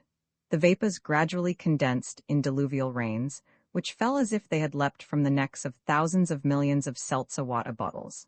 This liquid, loaded with carbonic acid, rushed in torrents over a deep soft soil, subject to sudden or slow alterations of form, and maintained in its semifluid state as much by the heat of the sun as by the fires of the interior mass. The internal heat had not as yet been collected in the center of the globe. The terrestrial crust, thin and incompletely hardened, allowed it to spread through its pores. This caused a peculiar form of vegetation, such as is probably produced on the surface of the inferior planets, Venus or Mercury, which revolve nearer than our Earth around the radiant sun of our system. The soil of the continents was covered with immense forests. Carbonic acid, so suitable for the development of the vegetable kingdom, abounded. The feet of these trees were drowned in a sort of immense lagoon, kept continually full by currents of fresh and salt waters. They eagerly assimilated to themselves the carbon which they, little by little, extracted from the atmosphere, as yet unfit for the function of life, and it may be said that they were destined to store it, in the form of coal, in the very bowels of the earth. It was the earthquake period, caused by internal convulsions, which suddenly modified the unsettled features of the terrestrial surface. Here, an intumescence which was to become a mountain there, an abyss which was to be filled with an ocean or a sea. There, whole forests sunk through the earth's crust, below the unfixed strata, either until they found a resting place, such as the primitive bed of granitic rock, or, settling together in a heap, they formed a solid mass. As the waters were contained in no bed, and were spread over every part of the globe, they rushed where they liked, tearing from the scarcely formed rocks material with which to compose schists, sandstones, and limestones. This the roving waves bore over the submerged and now peaty forests, and deposited above them the elements of rocks which were to superpose the coal strata. In course of time, periods of which include millions of years, these earths hardened in layers, and enclosed under a thick carapace of pudding stone, schist, compact or friable sandstone, gravel and stones, the whole of the massive forests. And what went on in this gigantic crucible, where all this vegetable matter had accumulated, sunk to various depths? A regular chemical operation, a sort of distillation. All the carbon contained in these vegetables had agglomerated, and little by little coal was forming under the double influence of enormous pressure and the high temperature maintained by the internal fires, at this time so close to it. Thus there was one kingdom substituted for another in this slow but irresistible reaction. The vegetable was transformed into a mineral. Plants which had lived the vegetative life in all the vigor of first creation became petrified. Some of the substances enclosed in this vast herbal left their impression on the other, more rapidly mineralized products, which pressed them as an hydraulic press of incalculable power would have done. Thus also shells, zoophytes, starfish, polypi, spirophores, even fish and lizards brought by the water, left on the yet soft coal their exact likeness, admirably taken off. Pressure seems to have played a considerable part in the formation of carboniferous strata. In fact, it is to its degree of power that are due the different sorts of coal, of which industry makes use.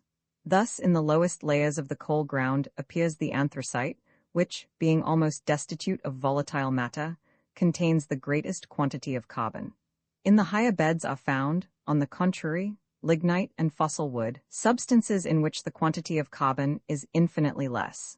Between these two beds, according to the degree of pressure to which they have been subjected, are found veins of graphite and rich or poor coal. It may be asserted that it is for want of sufficient pressure that beds of peaty bog have not been completely changed into coal. So then, the origin of coal mines, in whatever part of the globe they have been discovered, is this: the absorption through the terrestrial crust of the great forests of the geological period. Then, the mineralization of the vegetables obtained in the course of time, under the influence of pressure and heat, and under the action of carbonic acid. Now, at the time when the events related in this story took place, some of the most important mines of the Scottish coal beds had been exhausted by too rapid working. In the region which extends between Edinburgh and Glasgow, for a distance of 10 or 12 miles, lay the Aberfoyle colliery, of which the engineer, James Starr, had so long directed the works. For 10 years these mines had been abandoned. No new seams had been discovered, although the soundings had been carried to a depth of 1,500 or even of 2,000 feet, and when James Starr had retired, it was with the full conviction that even the smallest vein had been completely exhausted. Under these circumstances, it was plain that the discovery of a new seam of coal would be an important event.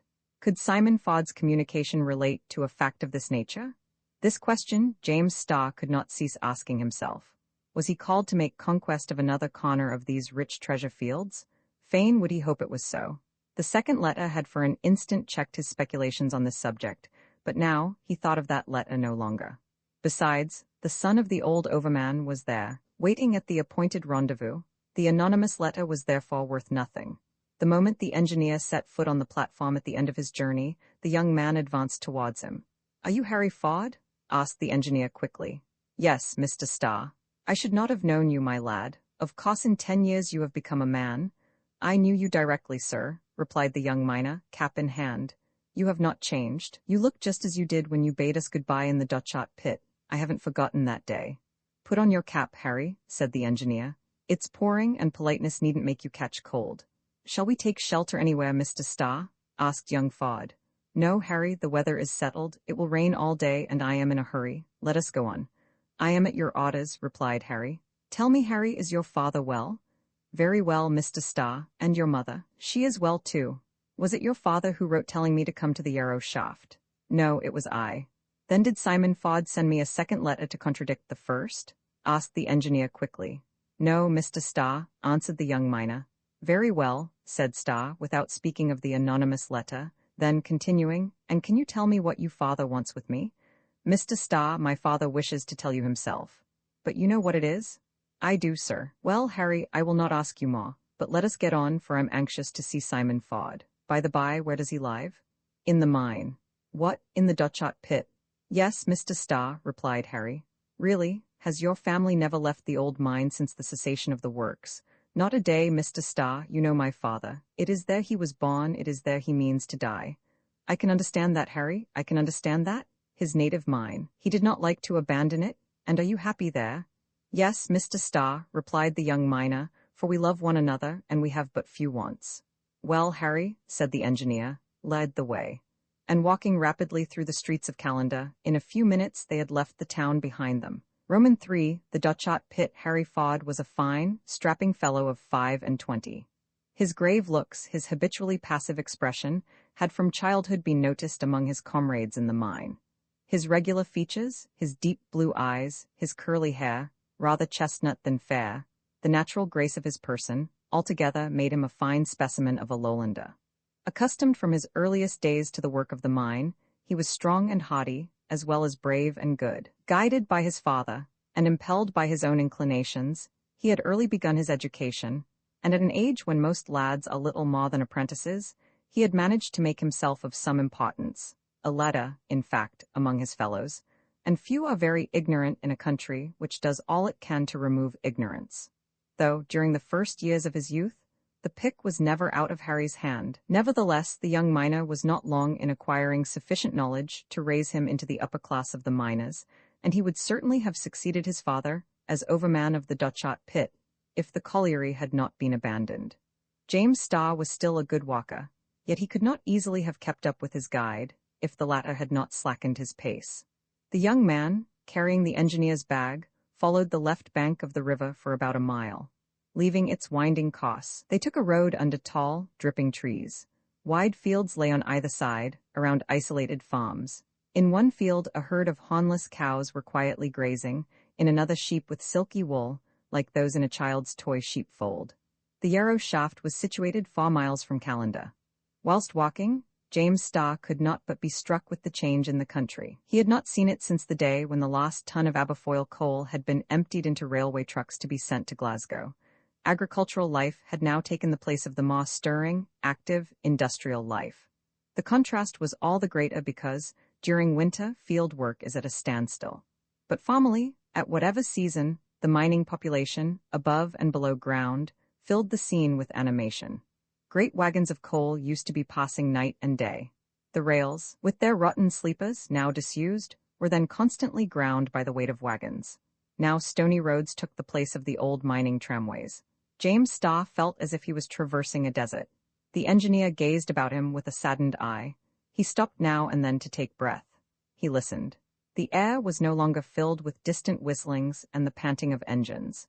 None of those black vapors which the manufacturer loves to see hung in the horizon, mingling with the clouds. No tall cylindrical or prismatic chimney vomited out smoke after being fed from the mine itself.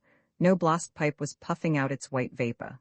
The ground, formerly black with coal dust, had a bright look, to which James Starr's eyes were not accustomed. When the engineer stood still, Harry Fod stopped also. The young miner waited in silence. He felt what was passing in his companion's mind, and he shared his feelings. He, a child of the mine, whose whole life had been passed in its depths. Yes, Harry, it is all changed, said Starr. But at the rate we worked, of course the treasures of coal would have been exhausted some day. Do you regret that time? I do regret it, Mr. Starr, answered Harry. The work was hard, but it was interesting, as are all struggles. No doubt, my lad. A continuous struggle against the dangers of landslips, fires, inundations, explosions of fire damp, like claps of thunder. One had to guard against all those perils. You say well. It was a struggle and consequently an exciting life. The miners of Alva have been more favored than the miners of Aberfoyle, Mr. Starr. Aye, Harry, so they have, replied the engineer. Indeed, cried the young man, it's a pity that all the globe was not made of coal, then there would have been enough to last millions of years. No doubt there would, Harry. It must be acknowledged, however, that nature has shown more forethought by forming our sphere principally of sandstone, limestone, and granite, which fire cannot consume. Do you mean to say, Mr. Starr, that mankind would have ended by burning their own globe? Yes, the whole of it, my lad, answered the engineer. The earth would have passed to the last bit into the furnaces of engines, machines, steamers, gas factories. Certainly, that would have been the end of our world one fine day. There is no fear of that now, Mr. Starr, but yet the mines will be exhausted, no doubt, and more rapidly than the statistics make out. That will happen, Harry, and in my opinion England is very wrong in exchanging her fuel for the gold of other nations. I know well, added the engineer, that neither hydraulics nor electricity has yet shown all they can do, and that some day these two forces will be more completely utilized. But no matter? Coal is of a very practical use, and lends itself easily to the various wants of industry. Unfortunately, man cannot produce it at will. Though our external forests grow incessantly under the influence of heat and water, our subterranean forests will not be reproduced, and if they were, the globe would never be in the state necessary to make them into coal. James Starr and his guide, whilst talking, had continued their walk at a rapid pace. An hour after leaving Callander, they reached the Dutchot pit. The most indifferent person would have been touched at the appearance this deserted spot presented. It was like the skeleton of something that had formerly lived. A few wretched trees dotted a plain where the ground was hidden under the black dust of the mineral fuel, but no cinders nor even fragments of coal were to be seen. All had been carried away and consumed long ago. They walked into the shed which covered the opening of the Yarrow shaft, whence ladders still gave access to the lower galleries of the pit. The engineer bent over the opening. Formerly from this place could be heard the powerful whistle of the air inhaled by the ventilators. It was now a silent abyss. It was like being at the mouth of some extinct volcano. When the mine was being worked, ingenious machines were used in certain shafts of the Aberfoyle colliery, which in this respect was very well off. Frames furnished with automatic lifts, working in wooden slides, oscillating ladders, called man-engines, which, by a simple movement, permitted the miners to descend without danger. But all these appliances had been carried away after the cessation of the works. In the Yarrow shaft there remained only a long succession of ladders, separated at every 50 feet by narrow landings. 30 of these ladders placed thus end to end led the visitor down into the lower gallery, a depth of 1,500 feet. This was the only way of communication which existed between the bottom of the Dutchot pit and the open air. As to air, that came in by the Yarrow shaft, from whence galleries communicated with another shaft whose orifice opened at a higher level, the warm air naturally escaped by this species of inverted siphon. "I will follow you, my lad," said the engineer, signing to the young man to precede him. "As you please, Mr. Starr. Have you your lamp?" "Yes, and I only wish it was still the safety lamp which we formerly had to use." "Sure enough," returned James Starr, "there is no fear of fire-damp explosions now." Harry was provided with a simple oil lamp, the wick of which he lighted. In the mine, now empty of coal, escapes of light carburetted hydrogen could not occur. As no explosion need be feared, there was no necessity for interposing between the flame and the surrounding air that metallic screen which prevents the gas from catching fire. The Davy lamp was of no use here. But if the danger did not exist, it was because the cause of it had disappeared, and with this cause, the combustible in which formerly consisted the riches of the Dutchot pit. Harry descended the first steps of the upper ladder. Starr followed. They soon found themselves in a profound obscurity, which was only relieved by the glimmer of the lamp. The young man held it above his head, the better to light his companion. A dozen ladders were descended by the engineer and his guide, with the measured step habitual to the miner. They were all still in good condition. James Starr examined, as well as the insufficient light would permit, the sides of the dock shaft, which were covered by a partly rotten lining of wood. Arrived at the 15th landing, that is to say, halfway down, they halted for a few minutes. "Decidedly, I have not your legs, my lad," said the engineer, panting. "You are very stout, Mr. Starr," replied Harry, "and it's something too, you see, to live all one's life in the mine." "Right, Harry. Formerly, when I was 20, I could have gone down all at a breath. Come forward?" But just as the two were about to leave the platform, a voice, as yet far distant, was heard in the depths of the shaft. It came up like a sonorous billow, swelling as it advanced and becoming more and more distinct. "Halloo, who comes here?" asked the engineer, stopping Harry. "I cannot say," answered the young miner. "Is it not your father? My father, Mr. Starr? No, some neighbor then. We have no neighbors in the bottom of the pit, replied Harry. We are alone, quite alone. Well, we must let this intruder pass, said James Starr. Those who are descending must yield the path to those who are ascending. They waited. The voice broke out again with a magnificent burst, as if it had been carried through a vast speaking trumpet, and soon a few words of a Scotch song came clearly to the ears of the young miner. "The 100 pipers?" cried Harry. "Well, I shall be much surprised if that comes from the lungs of any man but Jack Ryan." "And who is this Jack Ryan?" asked James Starr. "An old mining comrade," replied Harry. Then leaning from the platform, "Halloo, Jack," he shouted. "Is that you, Harry?" was the reply. "Wait a bit, I'm coming." And the song broke forth again.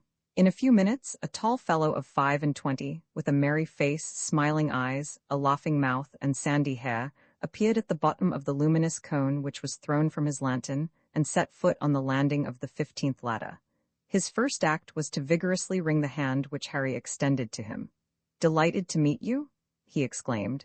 "If I had only known you were to be above ground today, I would have spared myself going down the Yarrow shaft."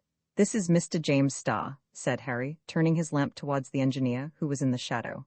"Mr. Starr?" cried Jack Ryan. "Ah, sir, I could not see. Since I left the mine, my eyes have not been accustomed to see in the dark as they used to do. Ah, I remember a laddie who was always singing. That was 10 years ago. It was you, no doubt?" "Aye, Mr. Starr, but in changing my trade, I haven't changed my disposition. It's far better to laugh and sing than to cry and whine." "You're right there, Jack Ryan. And what do you do now as you have left the mine?" "I am working on the Melrose farm, 40 miles from here." "Ah, it's not like our Aberfoyle mines. The pick comes better to my hand than the spade or hoe." And then in the old pit there were vaulted roofs to merrily echo one's songs while up above ground. "But you are going to see old Simon, Mr. Starr?" "Yes, Jack," answered the engineer. "Don't let me keep you then." "Tell me, Jack," said Harry, "what was taking you to our cottage today?" "I wanted to see you, man," replied Jack, "and ask you to come to the Irvine games. You know I am the piper of the place. There will be dancing and singing." "Thank you, Jack, but it's impossible." "Impossible?" "Yes, Mr. Starr's visit will last some time, and I must take him back to Calendar." "Well, Harry, it won't be for a week yet. By that time Mr. Starr's visit will be over, I should think, and there will be nothing to keep you at the cottage." "Indeed, Harry," said James Starr, "you must profit by your friend Jack's invitation." "Well, I accept it, Jack," said Harry. "In a week we will meet at Irvine." "In a week, that's settled," returned Ryan. "Goodbye, Harry, your servant, Mr. Starr. I am very glad to have seen you again. I can give news of you to all my friends. No one has forgotten you, sir." "And I have forgotten no one," said Starr. "Thanks for all, sir," replied Jack. "Goodbye, Jack," said Harry, shaking his hand.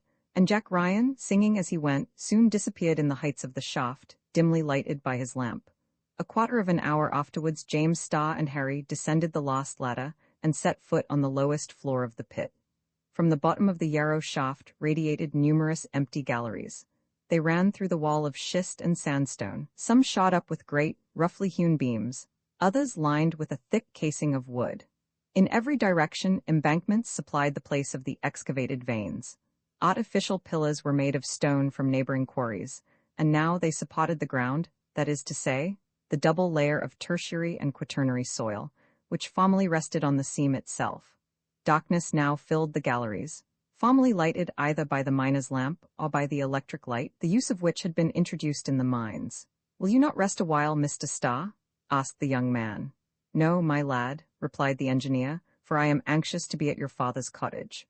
"Follow me then, Mr. Starr, I will guide you, and yet I dare say you could find your way perfectly well through this dark labyrinth." "Yes, indeed, I have the whole plan of the old pit still in my head." Harry, followed by the engineer, and holding his lamp high the better to light their way, walked along a high gallery, like the nave of a cathedral. Their feet still struck against the wooden sleepers which used to support the rails. They had not gone more than 50 paces when a huge stone fell at the feet of James Starr. "Take care, Mr. Starr," cried Harry, seizing the engineer by the arm. "A stone, Harry? Ah, these old vaultings are no longer quite secure, of course, and, Mr. Starr," said Harry Ford, "it seems to me that stone was thrown as by the hand of man." "Thrown?" exclaimed James Starr. "What do you mean, lad?" Nothing, Mr. Starr," replied Harry evasively, his anxious gaze endeavoring to pierce the darkness. "Let us go on. Take my arm, sir, and don't be afraid of making a false step." "Here I am, Harry. And they both advanced, whilst Harry looked on every side, throwing the light of his lamp into all the corners of the gallery. "Shall we soon be there?" asked the engineer. "In 10 minutes at most." "Good. But," muttered Harry, "that was a most singular thing. It is the first time such an accident has happened to me. That stone falling just at the moment we were passing." "Harry, it was a mere chance." "Chance?" replied the young man, shaking his head. "Yes, chance." He stopped and listened. "What is the matter, Harry?" asked the engineer. "I thought I heard someone walking behind us," replied the young miner, listening more attentively. Then he added, "No, I must have been mistaken. Lean harder on my arm, Mr. Starr. Use me like a staff." "A good solid staff, Harry," answered James Starr. "I could not wish for better than a fine fellow like you." They continued in silence along the dark nave. Harry was evidently preoccupied and frequently turned, trying to catch either some distant noise or remote glimmer of light.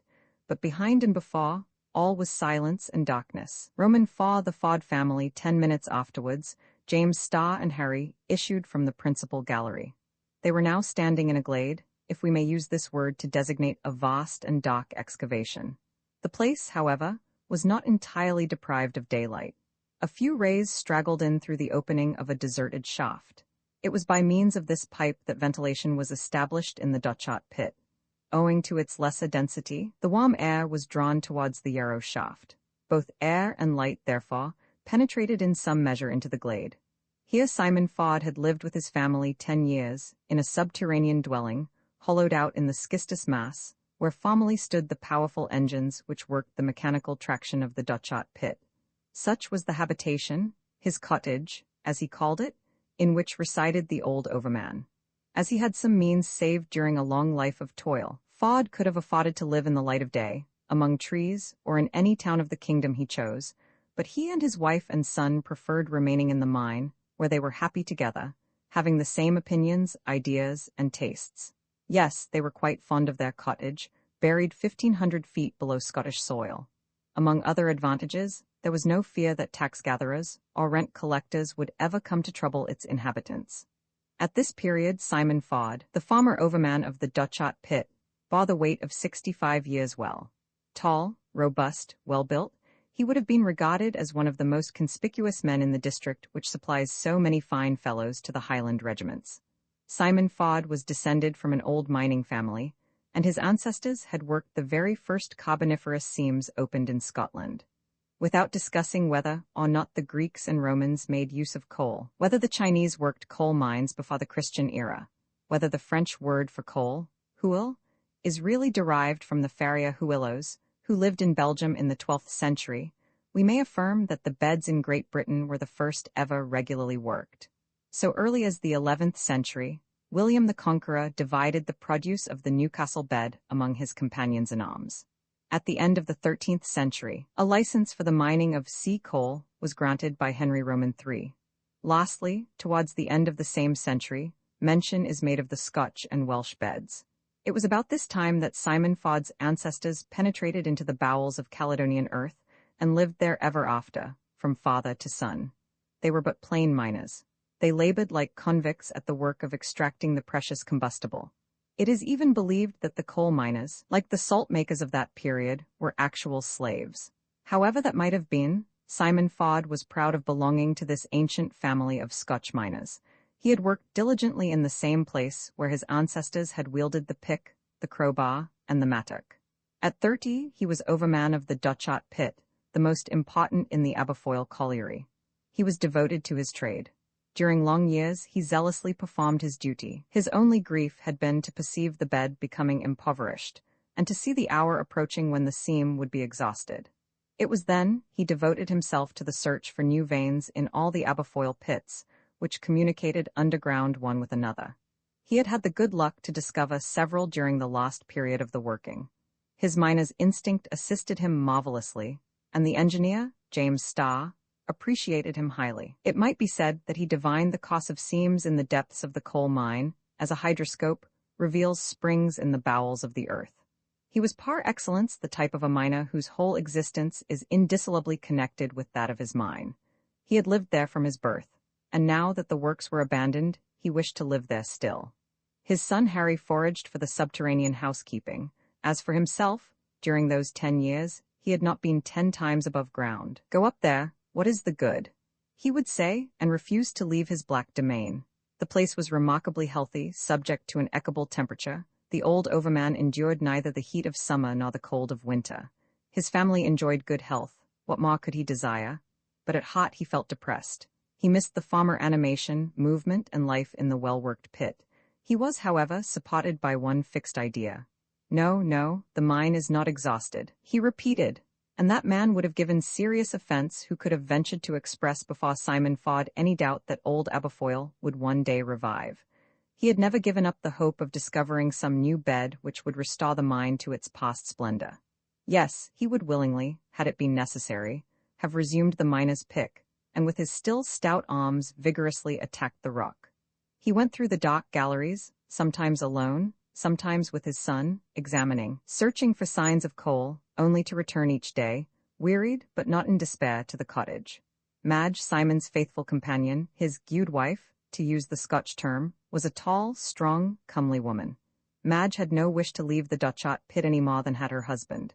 She shared all his hopes and regrets. She encouraged him, she urged him on, and talked to him in a way which cheered the heart of the old overman. Aberfoyle is only asleep, she would say. You are right about that, Simon. This is but a rest, it is not death. Madge, as well as the others, was perfectly satisfied to live independent of the outer world, and was the center of the happiness enjoyed by the little family in their dark cottage. The engineer was eagerly expected. Simon Fod was standing at his door, and as soon as Harry's lamp announced the arrival of his former viewer, he advanced to meet him. "Welcome, Mr. Starr," he exclaimed, his voice echoing under the roof of schist. "Welcome to the old overman's cottage. Though it is buried 1,500 feet under the earth, our house is not the less hospitable." "And how are you, good Simon?" asked James Starr, grasping the hand which his host held out to him. "Very well, Mr. Starr. How could I be otherwise here, sheltered from the inclemencies of the weather? Your ladies who go to New Haven or Portobello in the summer-time would do much better to pass a few months in the coal mine of Aberfoyle. They would run no risk here of catching a heavy cold, as they do in the damp streets of the old capital." "I'm not the man to contradict you, Simon," answered James Starr, glad to find the old man just as he used to be. "Indeed, I wonder why I do not change my home in the Canongate for a cottage near you." "And why not, Mr. Starr? I know one of your old miners who would be truly pleased to have only a partition wall between you and him." "And how is Madge?" asked the engineer. "The good wife is in better health than I am, if that's possible," replied Fod, "and it will be a pleasure to her to see you at her table. I think she will surpass herself to do you honor." "We shall see that, Simon, we shall see that," said the engineer, to whom the announcement of a good breakfast could not be indifferent, after his long walk. "Are you hungry, Mr. Starr?" "Ravenously hungry. My journey has given me an appetite. I came through horrible weather." "Ah, it is raining up there," responded Simon Fod. "Yes, Simon, and the waters of the Forth are as rough as the sea. Well, Mr. Starr, here it never rains, but I needn't describe to you all the advantages, which you know as well as myself. Here we are at the cottage. That is the chief thing, and I again say you are welcome, sir." Simon Fod, followed by Harry, ushered their guest into the dwelling. James Starr found himself in a large room lighted by numerous lamps, one hanging from the colored beams of the roof. "The soup is ready, wife," said Fod, "and it mustn't be kept waiting any more than Mr. Starr. He is as hungry as a miner, and he shall see that our boy doesn't let us want for anything in the cottage. By the by, Harry," added the old overman, turning to his son, "Jack Ryan came here to see you." "I know, father. We met him in the Yarrow shaft." "He's an honest and a merry fellow," said Fod, "but he seems to be quite happy above ground. He hasn't the true miner's blood in his veins. Sit down, Mr. Starr, and have a good dinner, for we may not sup till late." As the engineer and his hosts were taking their places, "One moment, Simon," said James Starr. "Do you want me to eat with a good appetite?" "It will be doing us all possible honor, Mr. Starr," answered Fod. "Well, in order to eat heartily, I must not be at all anxious. Now I have 2 questions to put to you." "Go on, sir. Your letter told me of a communication which was to be of an interesting nature." "It is very interesting indeed." "To you?" "To you and to me, Mr. Starr, but I do not want to tell it you until after dinner, and on the very spot itself. Without that you would not believe me." "Simon," resumed the engineer, "look me straight in the face. An interesting communication?" "Yes, good, I will not ask more," he added, as if he had read the reply in the old overman's eyes. "And the second question?" asked the latter. "Do you know, Simon, who the person is who can have written this?" answered the engineer, handing him the anonymous letter. Fod took the letter and read it attentively. Then giving it to his son, "Do you know the writing?" he asked. "No, father," replied Harry. "And had this letter the Aberfoyle postmark?" inquired Simon Fod. "Yes, like yours," replied James Starr. "What do you think of that, Harry?" said his father, his brow darkening. "I think, father," returned Harry, "that someone has had some interest in trying to prevent Mr. Starr from coming to the place where you invited him." "But who?" exclaimed the old miner. "Who could have possibly guessed enough of my secret?" And Simon fell into a reverie, from which he was aroused by his wife. "Let us begin, Mr. Starr," she said. "The soup is already getting cold. Don't think any more of that letter just now." On the old woman's invitation, each drew in his chair, James Starr opposite to Madge to do him honor, the father and son opposite to each other. It was a good Scotch dinner. First they ate hotchpotch, soup with the meat swimming in capital broth. As old Simon said, his wife knew no rival in the art of preparing hotchpotch. It was the same with the cockailecki, a cock stewed with leeks, which merited high praise. The whole was washed down with excellent ale, obtained from the best brewery in Edinburgh. But the principal dish consisted of a haggis, the national pudding, made of meat and barley meal. This remarkable dish, which inspired the poet Burns with one of his best odes, shared the fate of all the good things in this world. It passed away like a dream. Madge received the sincere compliments of her guest. The dinner ended with cheese and oatcake, accompanied by a few small glasses of usquebaugh, capital whiskey, 25 years old, just Harry's age. The repast lasted a good hour.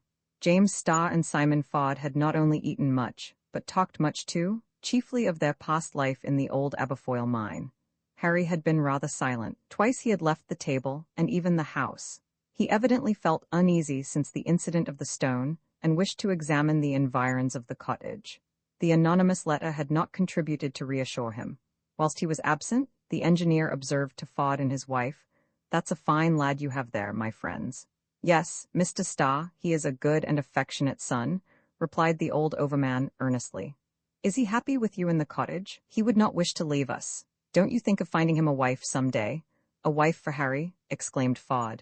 "And who would it be? A girl from up yonder, who would love merrymakings and dancing, who would prefer her clan to our mine. Harry wouldn't do it?" "Simon," said Madge, "you would not forbid that Harry should take a wife." "I would forbid nothing," returned the old miner, "but there's no hurry about that. Who knows but we may find one for him." Harry re-entered at that moment, and Simon Fod was silent. When Madge rose from the table, all followed her example and seated themselves at the door of the cottage. "Well, Simon," said the engineer, "I am ready to hear you." "Mr. Starr," responded Fod, "I do not need your ears but your legs. Are you quite rested?" "Quite rested and quite refreshed, Simon. I am ready to go with you wherever you like." "Harry," said Simon Fod, turning to his son, "light our safety lamps." "Are you going to take safety lamps?" exclaimed James Starr in amazement, knowing that there was no fear of explosions of fire damp in a pit quite empty of coal. "Yes, Mr. Starr, it will be prudent." "My good Simon, won't you propose next to put me in a miner's dress?" "Not just yet, sir, not just yet," returned the old overman, his deep-set eyes gleaming strangely. Harry soon reappeared, carrying 3 safety lamps. He handed one of these to the engineer, the other to his father, and kept the third hanging from his left hand, whilst his right was armed with a long stick. "Forward," said Simon Fod, taking up a strong pick, which was leaning against the wall of the cottage. "Forward," echoed the engineer. "Goodbye, Madge." "God speed you," responded the good woman. "A good supper, wife, do you hear?" exclaimed Fod. "We shall be hungry when we come back, and we'll do it justice. Some strange phenomena, many superstitious beliefs exist both in the highlands and lowlands of Scotland. Of course the mining population must furnish its contingent of legends and fables to this mythological repertory. If the fields are peopled with imaginary beings, either good or bad, with much more reason must the dark mines be haunted to their lowest depths. Who shakes the seam during tempestuous nights? Who puts the miners on the track of an as yet unworked vein? Who lights the fire damp and presides over the terrible explosions? Who but some spirit of the mine? This, at least, was the opinion commonly spread among the superstitious Scotch. In the first rank of the believers in the supernatural in the Dochart pit figured Jack Ryan, Harry's friend. He was the great partisan of all these superstitions. All these wild stories were turned by him into songs, which earned him great applause in the winter evenings. But Jack Ryan was not alone in his belief. His comrades affirmed, no less strongly, that the Aberfoyle pits were haunted, and that certain strange beings were seen there frequently. just as in the highlands. To hear them talk, it would have been more extraordinary if nothing of the kind appeared. Could there indeed be a better place than a dark and deep coal mine for the freaks of fairies, elves, goblins, and other actors in the fantastical dramas? The scenery was all ready. Why should not the supernatural personages come there to play their parts? So reasoned Jack Ryan and his comrades in the Aberfoyle mines. We have said that the different pits communicated with each other by means of long subterranean galleries. Thus there existed beneath the county of Stirling a vast tract, full of burrows, tunnels, bowed with caves, and perforated with shafts, a subterranean labyrinth which might be compared to an enormous anthill. Miners, though belonging to different pits, often met when going to or returning from their work. Consequently, there was a constant opportunity of exchanging talk and circulating the stories which had their origin in the mine, from one pit to another. These accounts were transmitted with marvelous rapidity, passing from mouth to mouth, and gaining in wonder as they went. Two men, however, better educated and with more practical minds than the rest, had always resisted this temptation. They in no degree believed in the intervention of spirits, elves, or goblins. These two were Simon Fod and his son, and they proved it by continuing to inhabit the dismal crypt after the desertion of the Dutchot pit. Perhaps good Madge, like every Highland woman, had some leaning towards the supernatural, but she had to repeat all these stories to herself, and so she did, most conscientiously, so as not to let the old traditions be lost. Even had Simon and Harry Fod been as credulous as their companions, they would not have abandoned the mine to the imps and fairies. For 10 years, without missing a single day, obstinate and immovable in their convictions, the father and son took their picks, their sticks, and their lamps. They went about searching, sounding the rock with a sharp blow, listening if it would return a favorable sound. So long as the soundings had not been pushed to the granite of the primary formation, the Fods were agreed that the search, unsuccessful today, might succeed tomorrow, and that it ought to be resumed. They spent their whole life in endeavoring to bring Aberfoyle back to its former prosperity. If the father died before the hour of success, the son was to go on with the task alone. It was during these excursions that Harry was more particularly struck by certain phenomena, which he vainly sought to explain. Several times, while walking along some narrow cross-alley, he seemed to hear sounds similar to those which would be produced by violent blows of a pickaxe against the wall. Harry hastened to seek the cause of this mysterious work. The tunnel was empty. The light from the young miner's lamp, thrown on the wall, revealed no trace of any recent work with pick or crowbar. Harry would then ask himself if it was not the effect of some acoustic illusion, or some strange and fantastic echo. At other times, on suddenly throwing a bright light into a suspicious-looking cleft in the rock, he thought he saw a shadow. He rushed forward. Nothing, and there was no opening to permit a human being to evade his pursuit. Twice in 1 month, Harry, whilst visiting the west end of the pit, distinctly heard distant reports as if some miner had exploded a charge of dynamite. The second time, after many careful researches, he found that a pillar had just been blown up. By the light of his lamp, Harry carefully examined the place attacked by the explosion. It had not been made in a simple embankment of stones, but in a mass of schist, which had penetrated to this depth in the coal stratum. Had the object of the explosion been to discover a new vein, or had someone wished simply to destroy this portion of the mine? Thus he questioned, and when he made known this occurrence to his father, neither could the old overman nor he himself answer the question in a satisfactory way. "It is very queer," Harry often repeated. "The presence of an unknown being in the mine seems impossible, and yet there can be no doubt about it. Does someone besides ourselves wish to find out if a seam yet exists? Or rather, has he attempted to destroy what remains of the Aberfoyle mines? But for what reason? I will find that out if it should cost me my life." A fortnight before the day on which Harry Fod guided the engineer through the labyrinth of the Dutchot pit, he had been on the point of attaining the object of his search. He was going over the southwest end of the mine, with a large lantern in his hand. All at once, it seemed to him that a light was suddenly extinguished, some 100 feet before him, at the end of a narrow passage cut obliquely through the rock. He darted forward. His search was in vain. As Harry would not admit a supernatural explanation for a physical occurrence, he concluded that certainly some strange being prowled about in the pit. But whatever he could do, searching with the greatest care, scrutinizing every crevice in the gallery, he found nothing for his trouble. If Jack Ryan and the other superstitious fellows in the mine had seen these lights, they would, without fail, have called them supernatural, but Harry did not dream of doing so, nor did his father.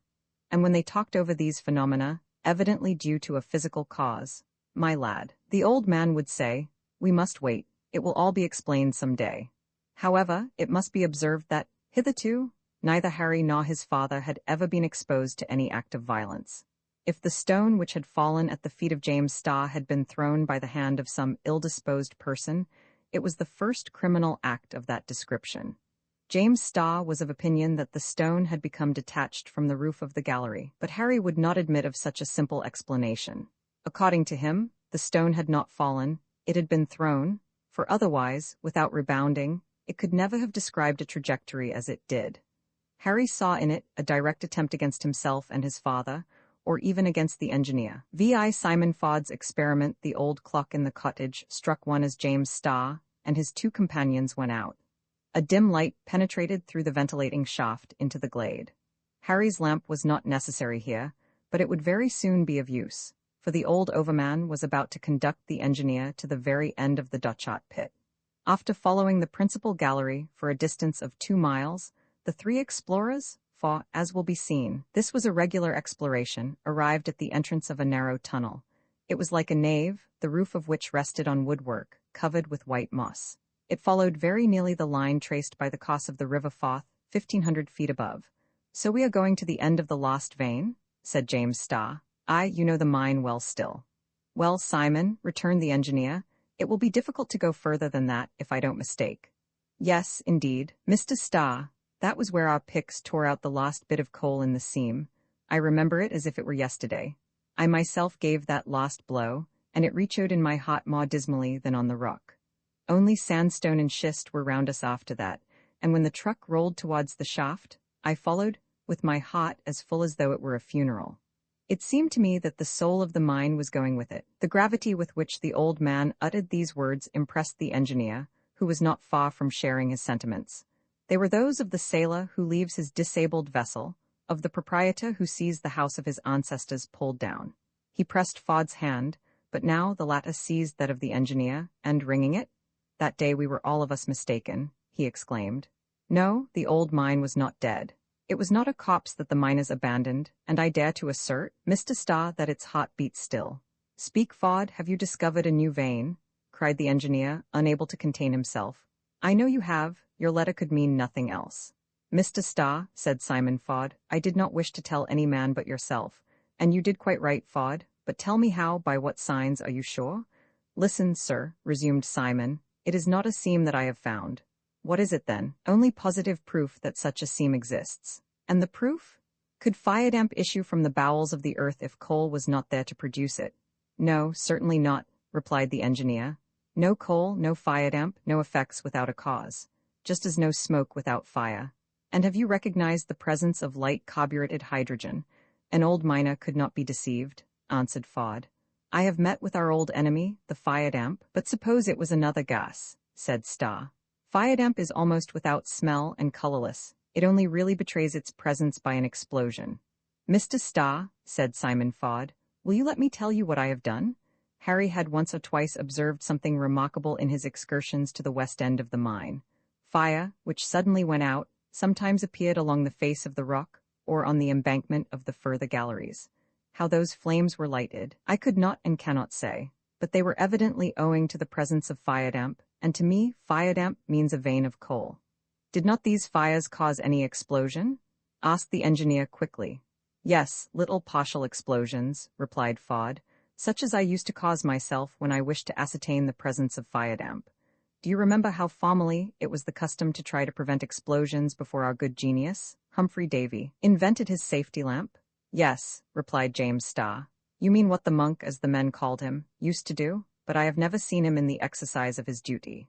"Indeed, Mr. Starr, you are too young, in spite of your 55 years, to have seen that. But I, 10 years older, often saw the last monk working in the mine. He was called so because he wore a long robe like a monk. His proper name was the fireman. At that time, there was no other means of destroying the bad gas, but by dispersing it in little explosions, before its buoyancy had collected it in too great quantities in the heights of the galleries. The monk, as we called him, with his face masked, his head muffled up, all his body tightly wrapped in a thick felt cloak, crawled along the ground. He could breathe down there when the air was pure, and with his right hand he waved above his head a blazing torch. When the fire damp had accumulated in the air, so as to form a detonating mixture, the explosion occurred without being fatal, and by often renewing this operation, catastrophes were prevented.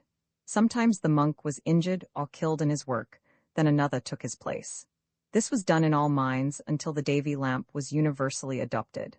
But I knew the plan, and by its means I discovered the presence of fire damp, and consequently that of a new seam of coal in the Dutchot pit. All that the old overman had related of the so-called monk, or fireman, was perfectly true. The air in the galleries of mines was formerly always purified in the way described. Fire damp, marsh gas, or carburetted hydrogen, is colorless, almost scentless. It burns with a blue flame and makes respiration impossible. The miner could not live in a place filled with this injurious gas, any more than one could live in a gasometer full of common gas. Moreover, fire damp, as well as the latter, a mixture of inflammable gases, forms a detonating mixture as soon as the air unites with it in a proportion of 8, and perhaps even 5 to the 100. When this mixture is lighted by any cause, there is an explosion, almost always followed by a frightful catastrophe. As they walked on, Simon Ford told the engineer all that he had done to attain his object.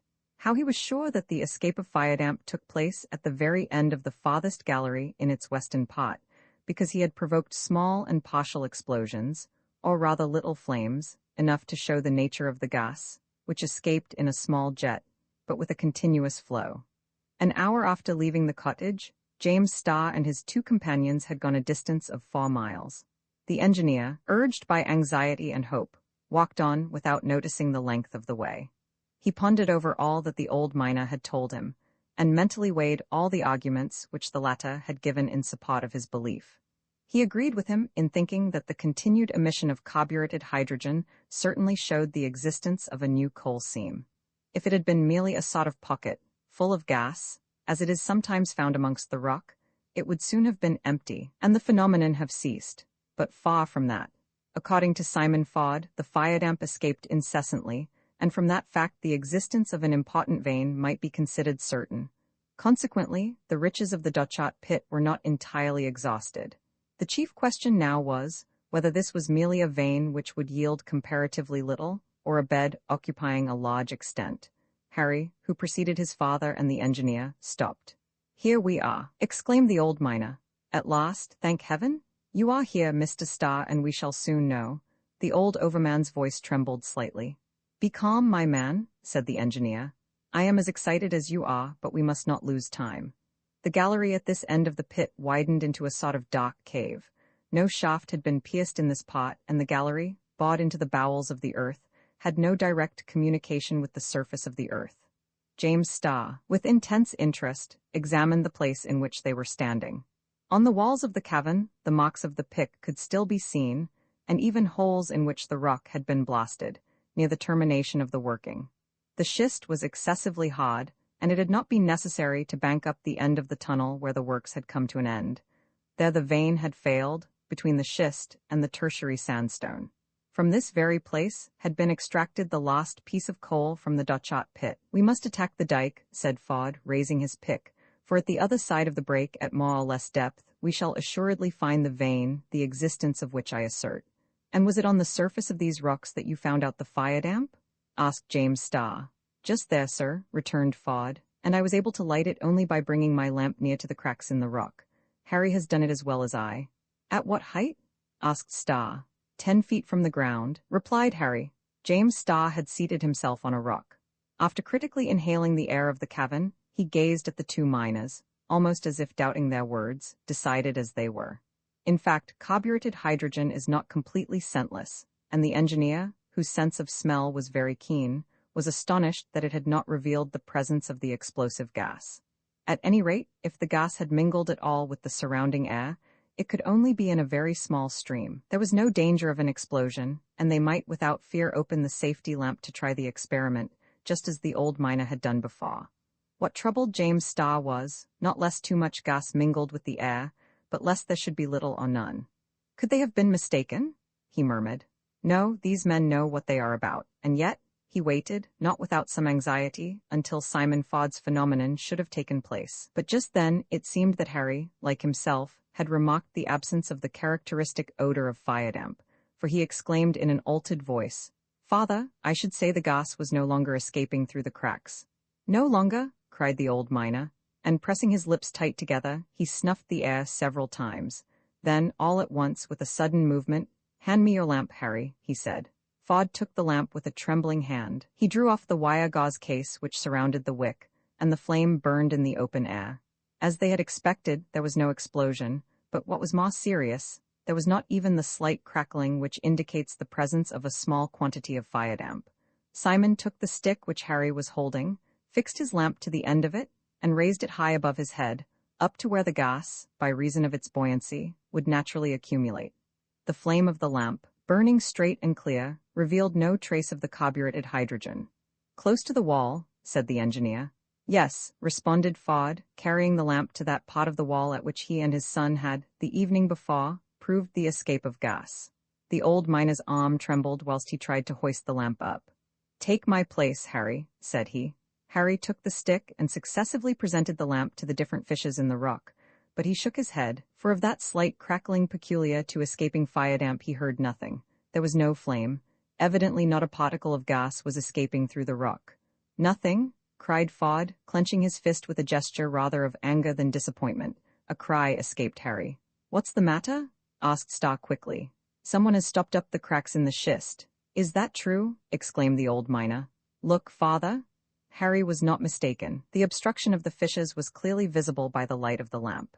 It had been recently done with lime, leaving on the rock a long whitish mark, badly concealed with coal dust. "It's he!" exclaimed Harry. "It can only be he."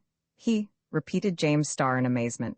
"Yes," returned the young man, "that mysterious being who haunts our domain, for whom I have watched 100 times without being able to get at him. The author, we may now be certain, of that letter which was intended to hinder you from coming to see my father, Mr. Starr, and who finally threw that stone at us in the gallery of the Yarrow shaft. Ah, there's no doubt about it. There is a man's hand in all that." Harry spoke with such energy that conviction came instantly and fully to the engineer's mind. As to the old overman, he was already convinced. Besides, there they were in the presence of an undeniable fact, the stopping up of cracks through which gas had escaped freely the night before. "Take your pick, Harry," cried Fodd. "Mount on my shoulders, my lad. I am still strong enough to bear you." The young man understood in an instant. His father propped himself up against the rock. Harry got upon his shoulders so that with his pick he could reach the line of the fissure. Then with quick sharp blows he attacked it. Almost directly afterwards a slight sound was heard, like champagne escaping from a bottle, a sound commonly expressed by the word puff. Harry again seized his lamp and held it to the opening. There was a slight repot, and a little red flame, rather blue at its outline, flickered over the rock like a will-o'-the-wisp. Harry leaped to the ground, and the old overman, unable to contain his joy, grasped the engineer's hands, exclaiming, "Hurrah, hurrah, hurrah, Mr. Starr! The fire damp burns, the vein is there." Roman 7 knew Aberfoyle, the old overman's experiment had succeeded. Fire damp, it is well known, is only generated in coal seams, therefore the existence of a vein of precious combustible could no longer be doubted. As to its size and quality, that must be determined later. "Yes," thought James Starr, "behind that wall lies a carboniferous bed, undiscovered by our soundings. It is vexatious that all the apparatus of the mine, deserted for 10 years, must be set up anew. Never mind. We have found the vein which was thought to be exhausted, and this time it shall be worked to the end." "Well, Mr. Starr," asked Fodd, "what do you think of our discovery? Was I wrong to trouble you? Are you sorry to have paid this visit to the Dochart pit?" "No, no, my old friend," answered Starr. "We have not lost our time, but we shall be losing it now if we do not return immediately to the cottage. Tomorrow we will come back here. We will blast this wall with dynamite. We will lay open the new vein, and after a series of soundings, if the seam appears to be large, I will form a new Aberfoyle company, to the great satisfaction of the old shareholders. Before 3 months have passed, the first coves full of coal will have been taken from the new vein." "Well said, sir," cried Simon Fodd. "The old mine will grow young again, like a widow who remarries. The bustle of the old days will soon begin with the blows of the pick, and mattock, blasts of powder, rumbling of wagons, neighing of horses, creaking of machines. I shall see it all again. I hope, Mr. Starr, that you will not think me too old to resume my duties of overman. No, Simon, no indeed. You wear better than I do, my old friend. And, sir, you shall be our viewer again. May the new working last for many years, and pray heaven I shall have the consolation of dying without seeing the end of it. The old miner was overflowing with joy. James Starr fully entered into it, but he let Fod rave for them both. Harry alone remained thoughtful. To his memory recurred the succession of singular, inexplicable circumstances attending the discovery of the new bed. It made him uneasy about the future. An hour afterwards, James Starr and his two companions were back in the cottage. The engineer supped with good appetite, listening with satisfaction to all the plans unfolded by the old overman, and had it not been for his excitement about the next day's work, he would never have slept better than in the perfect stillness of the cottage. The following day, after a substantial breakfast, James Starr, Simon Fod, Harry, and even Madge herself took the road already traversed the day before. All looked like regular miners. They carried different tools and some dynamite with which to blast the rock. Harry, besides a large lantern, took a safety lamp which would burn for 12 hours. It was more than was necessary for the journey there and back, including the time for the working, supposing a working was possible. To work, shouted Fod when the party reached the further end of the passage, and he grasped a heavy crowbar and brandished it. Stop one instant, said Starr. Let us see if any change has taken place, and if the fire damp still escapes through the crevices. You are right, Mr. Starr, said Harry. Whoever stopped it up yesterday may have done it again today. Madge, seated on a rock, carefully observed the excavation and the wall which was to be blasted. It was found that everything was just as they left it. The crevices had undergone no alteration. The carburetted hydrogen still filtered through, though in a small stream, which was no doubt because it had had a free passage since the day before. As the quantity was so small, it could not have formed an explosive mixture with the air inside. James Starr and his companions could therefore proceed in security. Besides, the air grew purer by rising to the heights of the Dutchot pit, and the fire damp, spreading through the atmosphere, would not be strong enough to make any explosion. To work, then? Repeated Fod, and soon the rock flew in splinters under his skillful blows. The break was chiefly composed of pudding stone, interspersed with sandstone and schist, such as is most often met with between the coal veins. James Starr picked up some of the pieces and examined them carefully, hoping to discover some trace of coal. Starr having chosen the place where the holes were to be drilled, they were rapidly bored by Harry. Some cartridges of dynamite were put into them. As soon as the long, tarred safety match was laid, it was lighted on a level with the ground. James Starr and his companions then went off to some distance. "Oh, Mr. Starr," said Simon Fod, a prey to agitation, which he did not attempt to conceal. "Never, no, never has my old heart beaten so quick before. I am longing to get at the vein." "Patience, Simon," responded the engineer. "You don't mean to say that you think you are going to find a passage already open behind that dike?" "Excuse me, sir," answered the old overman, "but of course I think so. If there was good luck in the way Harry and I discovered this place, why shouldn't the good luck go on?" As he spoke came the explosion. A sound as of thunder rolled through the labyrinth of subterranean galleries. Starr, Madge, Harry, and Simon Fod hastened towards the spot. Mr. Starr, shouted the overman. "Look, the door is broken open." Fod's comparison was justified by the appearance of an excavation, the depth of which could not be calculated. Harry was about to spring through the opening, but the engineer, though excessively surprised to find this cavity, held him back. "Allow time for the air in there to get pure," said he. "Yes, beware of the foul air," said Simon. A quarter of an hour was passed in anxious waiting. The lantern was then fastened to the end of a stick and introduced into the cave, where it continued to burn with unaltered brilliancy. "Now then, Harry, go," said Starr, "and we will follow you." The opening made by the dynamite was sufficiently large to allow a man to pass through. Harry, lamp in hand, entered unhesitatingly and disappeared in the darkness. His father, mother, and James Starr waited in silence. A minute, which seemed to them much longer, passed. Harry did not reappear, did not call. Gazing into the opening, James Starr could not even see the light of his lamp, which ought to have illuminated the dark cavern. Had the ground suddenly given way under Harry's feet? Had the young miner fallen into some crevice? Could his voice no longer reach his companions? The old overman, dead to their remonstrances, was about to enter the opening, when a light appeared, dim at first, but gradually growing brighter, and Harry's voice was heard shouting, "Come, Mr. Starr, come, father. The road to New Aberfoyle is open." If by some superhuman power, engineers could have raised in a block, 1,000 feet thick, all that portion of the terrestrial crust which supports the lakes, rivers, gulfs, and territories of the counties of Stirling, Dumbarton, and Renfrew, they would have found, under that enormous lid, an immense excavation, to which but one other in the world can be compared: the celebrated Mammoth Caves of Kentucky. This excavation was composed of several hundred divisions of all sizes and shapes.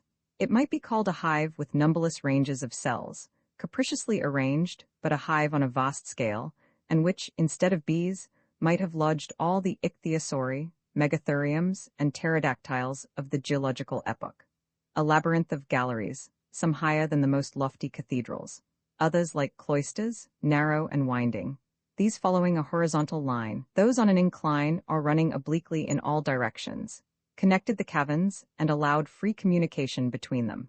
The pillars sustaining the vaulted roofs, whose curves allowed of every style, the massive walls between the passages, the naves themselves in this layer of secondary formation, were composed of sandstone and schistous rocks. But tightly packed between these useless strata ran valuable veins of coal, as if the black blood of this strange mine had circulated through their tangled network. These fields extended 40 miles north and south, and stretched even under the Caledonian Canal. The importance of this bed could not be calculated until after soundings, but it would certainly surpass those of Cardiff and Newcastle. We may add that the working of this mine would be singularly facilitated by the fantastic dispositions of the secondary earths, for by an unaccountable retreat of the mineral matter at the geological epoch, when the mass was solidifying, nature had already multiplied the galleries and tunnels of New Aberfoyle. Yes, nature alone. It might at first have been supposed that some works abandoned for centuries had been discovered afresh. Nothing of the sort. No one would have deserted such riches. Human termites had never gnawed away this part of the Scottish subsoil. Nature herself had done it all. But we repeat, it could be compared to nothing but the celebrated Mammoth Caves, which, in an extent of more than 20 miles, contain 226 avenues, 11 lakes, 7 rivers, 8 cataracts, 32 unfathomable wells, and 57 domes, some of which are more than 450 feet in height. Like these caves, New Aberfoyle was not the work of men, but the work of the Creator. Such was this new domain of matchless wealth, the discovery of which belonged entirely to the old overman. 10 years' sojourn in the deserted mine, an uncommon pertinacity in research, perfect faith, sustained by a marvelous mining instinct, all these qualities together led him to succeed where so many others had failed. Why had the soundings made under the direction of James Starr during the last years of the working stopped just at that limit, on the very frontier of the new mine? That was all chance, which takes great part in researches of this kind. However that might be, there was, under the Scottish subsoil, what might be called a subterranean county, which, to be habitable, needed only the rays of the sun, or, for want of that, the light of a special planet. Water had collected in various hollows, forming vast ponds, or rather lakes larger than Loch Katrine, lying just above them. Of course the waters of these lakes had no movement of currents or tides, no old castle was reflected there, no birch or oak trees waved on their banks. And yet these deep lakes, whose mirror-like surface was never ruffled by a breeze, would not be without charm by the light of some electric star, and, connected by a string of canals, would well complete the geography of this strange domain. Although unfit for any vegetable production, the place could be inhabited by a whole population. And who knows but that in this steady temperature, in the depths of the mines of Aberfoyle, as well as in those of Newcastle, Alloa, or Cardiff, when their contents shall have been exhausted, who knows but that the poorer classes of Great Britain will some day find a refuge? Roman 8 exploring at Harry's call, James Starr, Madge, and Simon Ford entered through the narrow orifice which put the Dochart pit in communication with the new mine. They found themselves at the beginning of a tolerably wide gallery. One might well believe that it had been pierced by the hand of man, that the pick and mattock had emptied it in the working of a new vein. The explorers question whether, by a strange chance, they had not been transported into some ancient mine, of the existence of which even the oldest miners in the county had ever known. No, it was merely that the geological layers had left this passage when the secondary earths were in course of formation. Perhaps some torrent had formerly dashed through it, but now it was as dry as if it had been cut some 1,000 feet lower, through granite rocks. At the same time, the air circulated freely, which showed that certain natural vents placed it in communication with the exterior atmosphere. This observation, made by the engineer, was correct, and it was evident that the ventilation of the new mine would be easily managed. As to the fire damp which had lately filtered through the schist, it seemed to have been contained in a pocket now empty, and it was certain that the atmosphere of the gallery was quite free from it. However, Harry prudently carried only the safety lamp, which would ensure light for 12 hours. James Starr and his companions now felt perfectly happy. All their wishes were satisfied. There was nothing but coal around them. A sort of emotion kept them silent. Even Simon Fod restrained himself. His joy overflowed, not in long phrases, but in short ejaculations. It was perhaps imprudent to venture so far into the crypt. Pooh, they never thought of how they were to get back. The gallery was practicable, not very winding. They met with no noxious exhalations, nor did any chasm bar the path. There was no reason for stopping for a whole hour. James Starr, Madge, Harry, and Simon Fod walked on, though there was nothing to show them what was the exact direction of this unknown tunnel.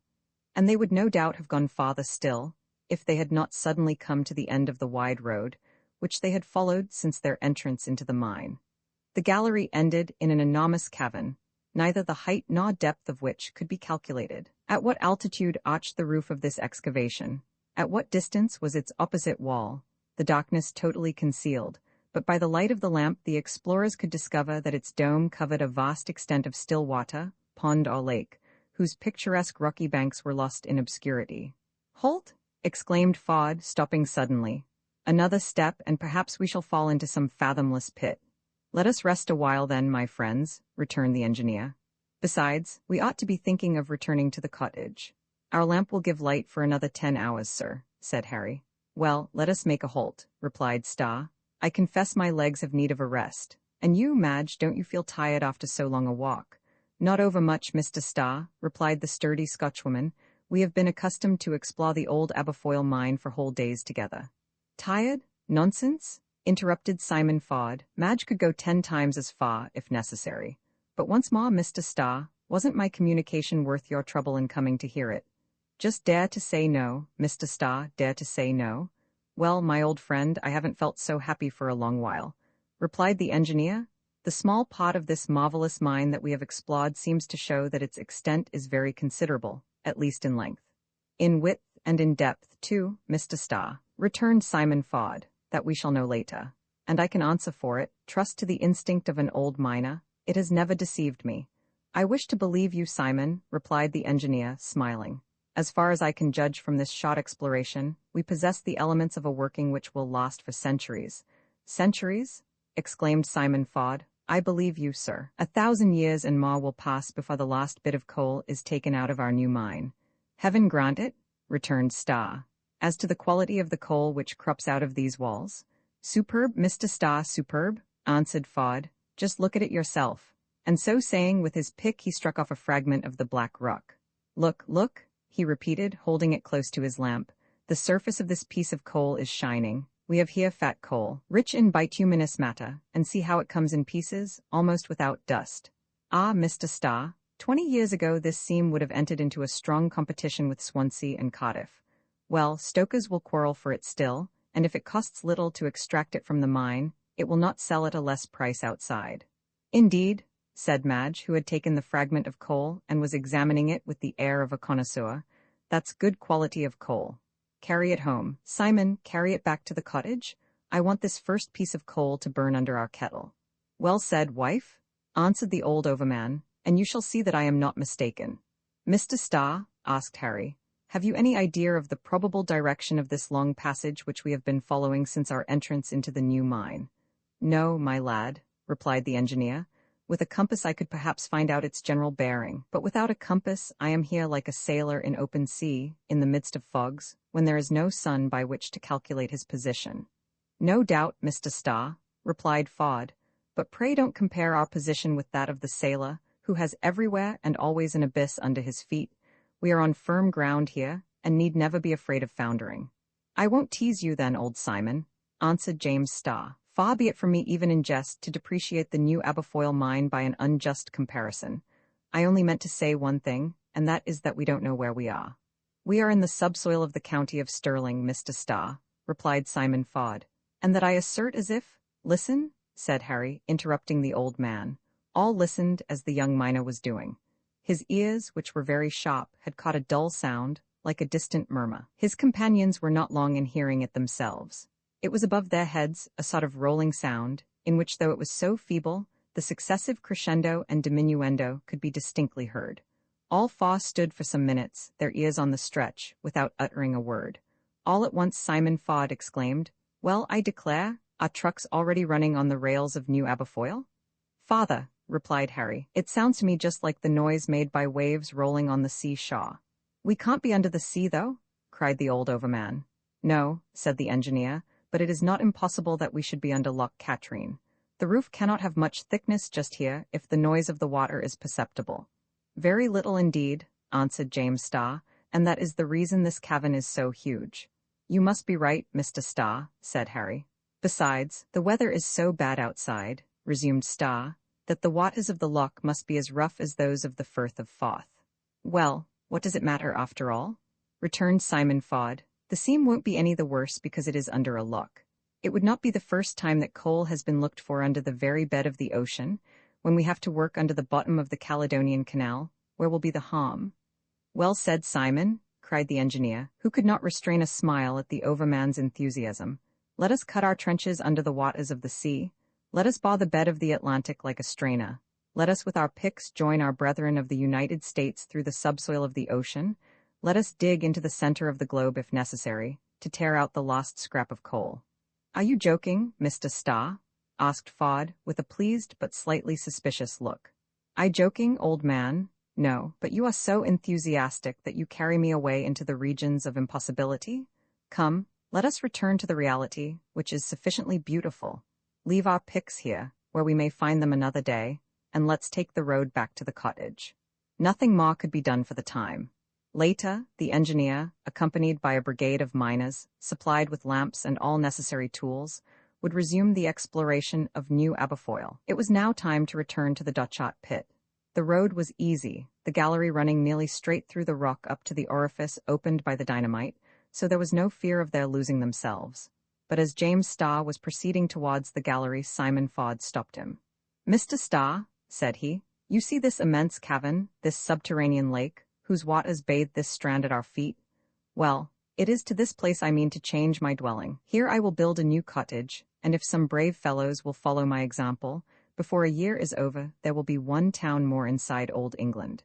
James Starr, smiling approval of Fod's plans, pressed his hand, and all three, preceding Madge, re-entered the gallery, on their way back to the Dochart pit. For the first mile no incident occurred. Harry walked first, holding his lamp above his head. He carefully followed the principal gallery, without ever turning aside into the narrow tunnels, which radiated to the right and left. It seemed as if the returning was to be accomplished as easily as the going, when an unexpected accident occurred which rendered the situation of the explorers very serious. Just at a moment when Harry was raising his lamp, there came a rush of air, as if caused by the flapping of invisible wings. The lamp escaped from his hands, fell on the rocky ground, and was broken to pieces. James Starr and his companions were suddenly plunged in absolute darkness. All the oil of the lamp was spilt, and it was of no further use. "Well, Harry," cried his father, "do you want us all to break our necks on the way back to the cottage?" Harry did not answer. He wondered if he ought to suspect the hand of a mysterious being in this last accident. Could there possibly exist in these depths an enemy whose unaccountable antagonism would one day create serious difficulties? Had someone an interest in defending the new coal field against any attempt at working it? In truth, that seemed absurd, yet the facts spoke for themselves, and they accumulated in such a way as to change simple presumptions into certainties. In the meantime, the explorers' situation was bad enough. They had now, in the midst of black darkness, to follow the passage leading to the Dochart pit for nearly 5 miles. There they would still have an hour's walk before reaching the cottage. "Come along," said Simon Fod. "We have no time to lose. We must grope our way along like blind men. There's no fear of losing our way. The tunnels which open off our road are only just like those in a molehill, and by following the chief gallery we shall of course reach the opening we got in at. After that, it is the old mine. We know that, and it won't be the first time that Harry and I have found ourselves there in the dark. Besides, there we shall find the lamps that we left. Forward then, Harry, go first. Mr. Starr, follow him. Madge, you go next, and I will bring up the rear. Above everything, don't let us get separated. All complied with the old overman's instructions.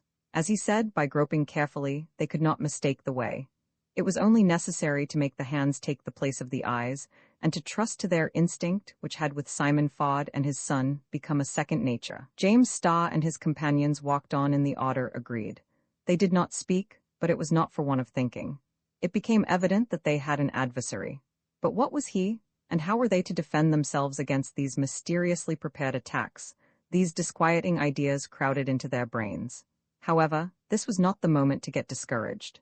Harry, his arms extended, advanced with a firm step, touching first one and then the other side of the passage. If a cleft or side opening presented itself, he felt with his hand that it was not the main way. Either the cleft was too shallow, or the opening too narrow, and he thus kept in the right road. In darkness through which the eye could not in the slightest degree pierce, this difficult return lasted 2 hours. By reckoning the time since they started, taking into consideration that the walking had not been rapid, Starr calculated that he and his companions were near the opening. In fact, almost immediately Harry stopped. "Have we got to the end of the gallery?" asked Simon Fod. "Yes," answered the young miner. "Well, have you not found the hole which connects New Aberfoyle with the Dutchot pit?" "No," replied Harry, whose impatient hands met with nothing but a solid wall. The old overman stepped forward and himself felt the schistous rock. A cry escaped him. Either the explorers had strayed from the right path on their return, or the narrow orifice, broken in the rock by the dynamite, had been recently stopped up. James Starr and his companions were prisoners in New Aberfoyle. Roman 9, the Fire Maidens, a week after the events just related had taken place, James Starr's friends had become very anxious. The engineer had disappeared, and no reason could be brought forward to explain his absence. They learnt, by questioning his servant, that he had embarked at Granton Pier. But from that time, there were no traces of James Starr. Simon Fod's letter had requested secrecy, and he had said nothing of his departure for the Aberfoyle mines. Therefore, in Edinburgh, nothing was talked of but the unaccountable absence of the engineer.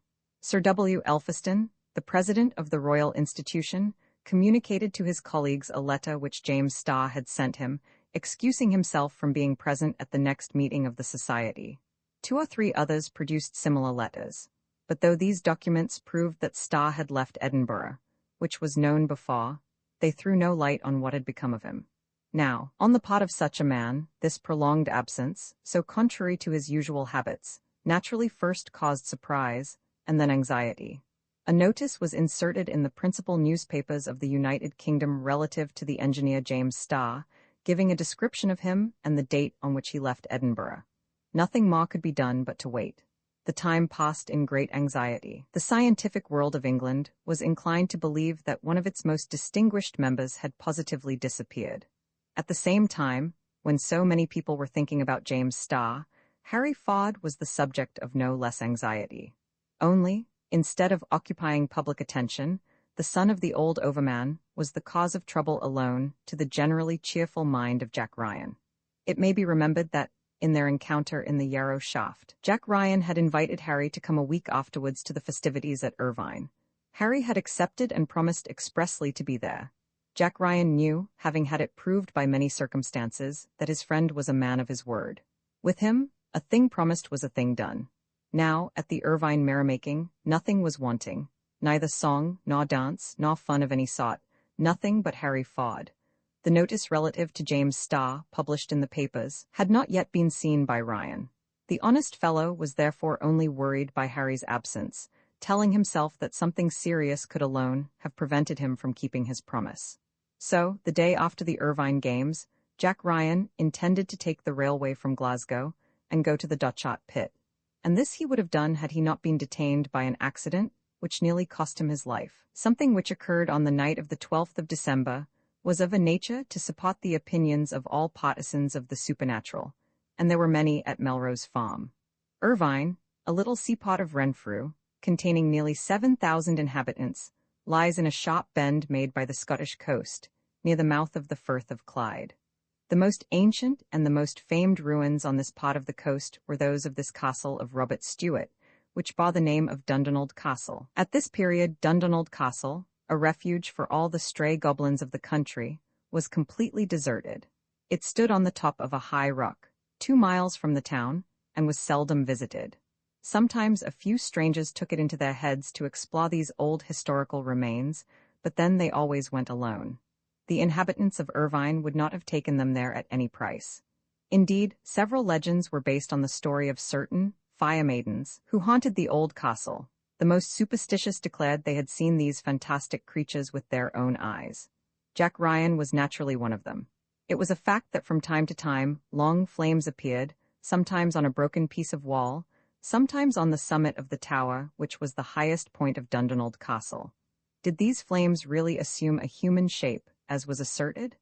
Did they merit the name of fire maidens, given them by the people of the coast? It was evidently just an optical delusion, aided by a good deal of credulity, and science could easily have explained the phenomenon.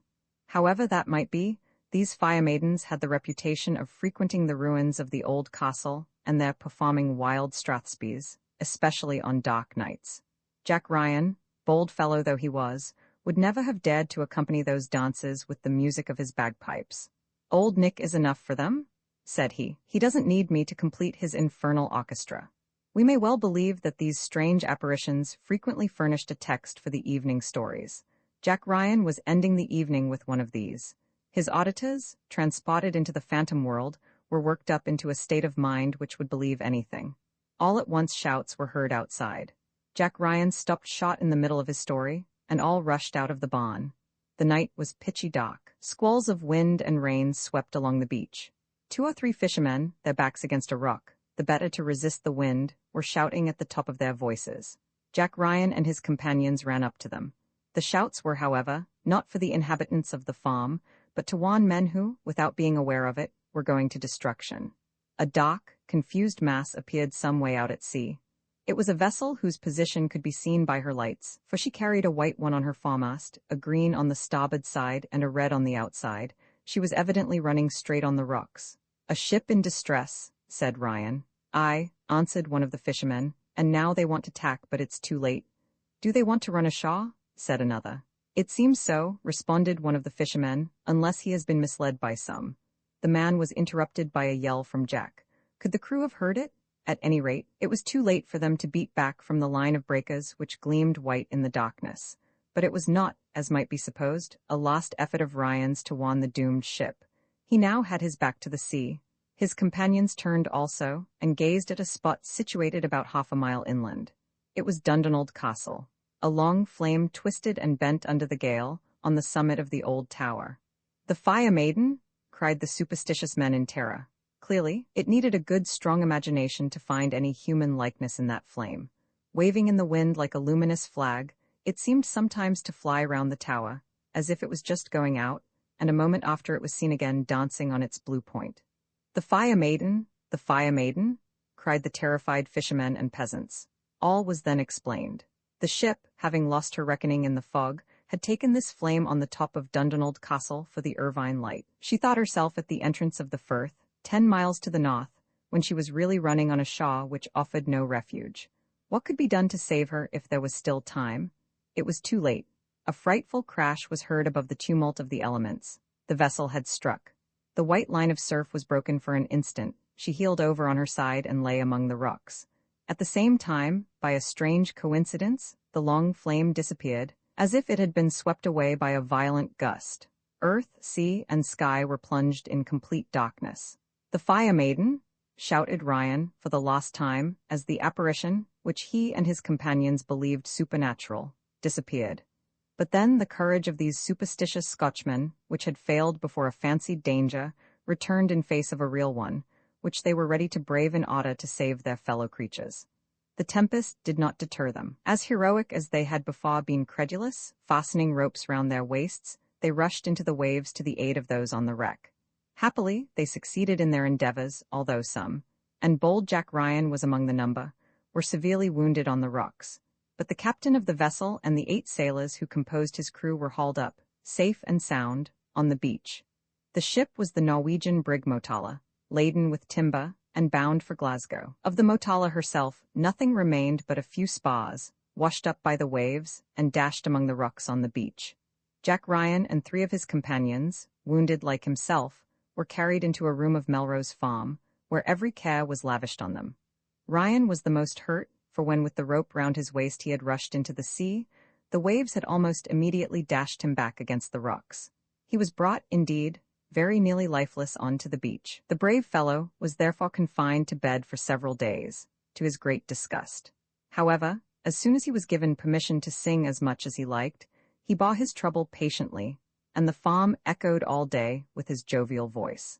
But from this adventure, he imbibed a more lively sentiment of fear with regard to brownies and other goblins who amused themselves by plaguing mankind, and he made them responsible for the catastrophe of the Motala. It would have been vain to try and convince him that the fire maidens did not exist, and that the flame, so suddenly appearing among the ruins, was but a natural phenomenon.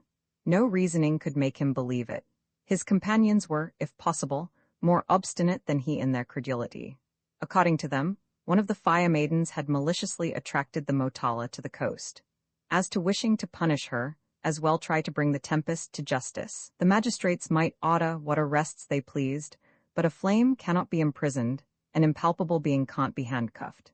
It must be acknowledged that the researches which were ultimately made gave ground, at least in appearance, to this superstitious way of explaining the facts.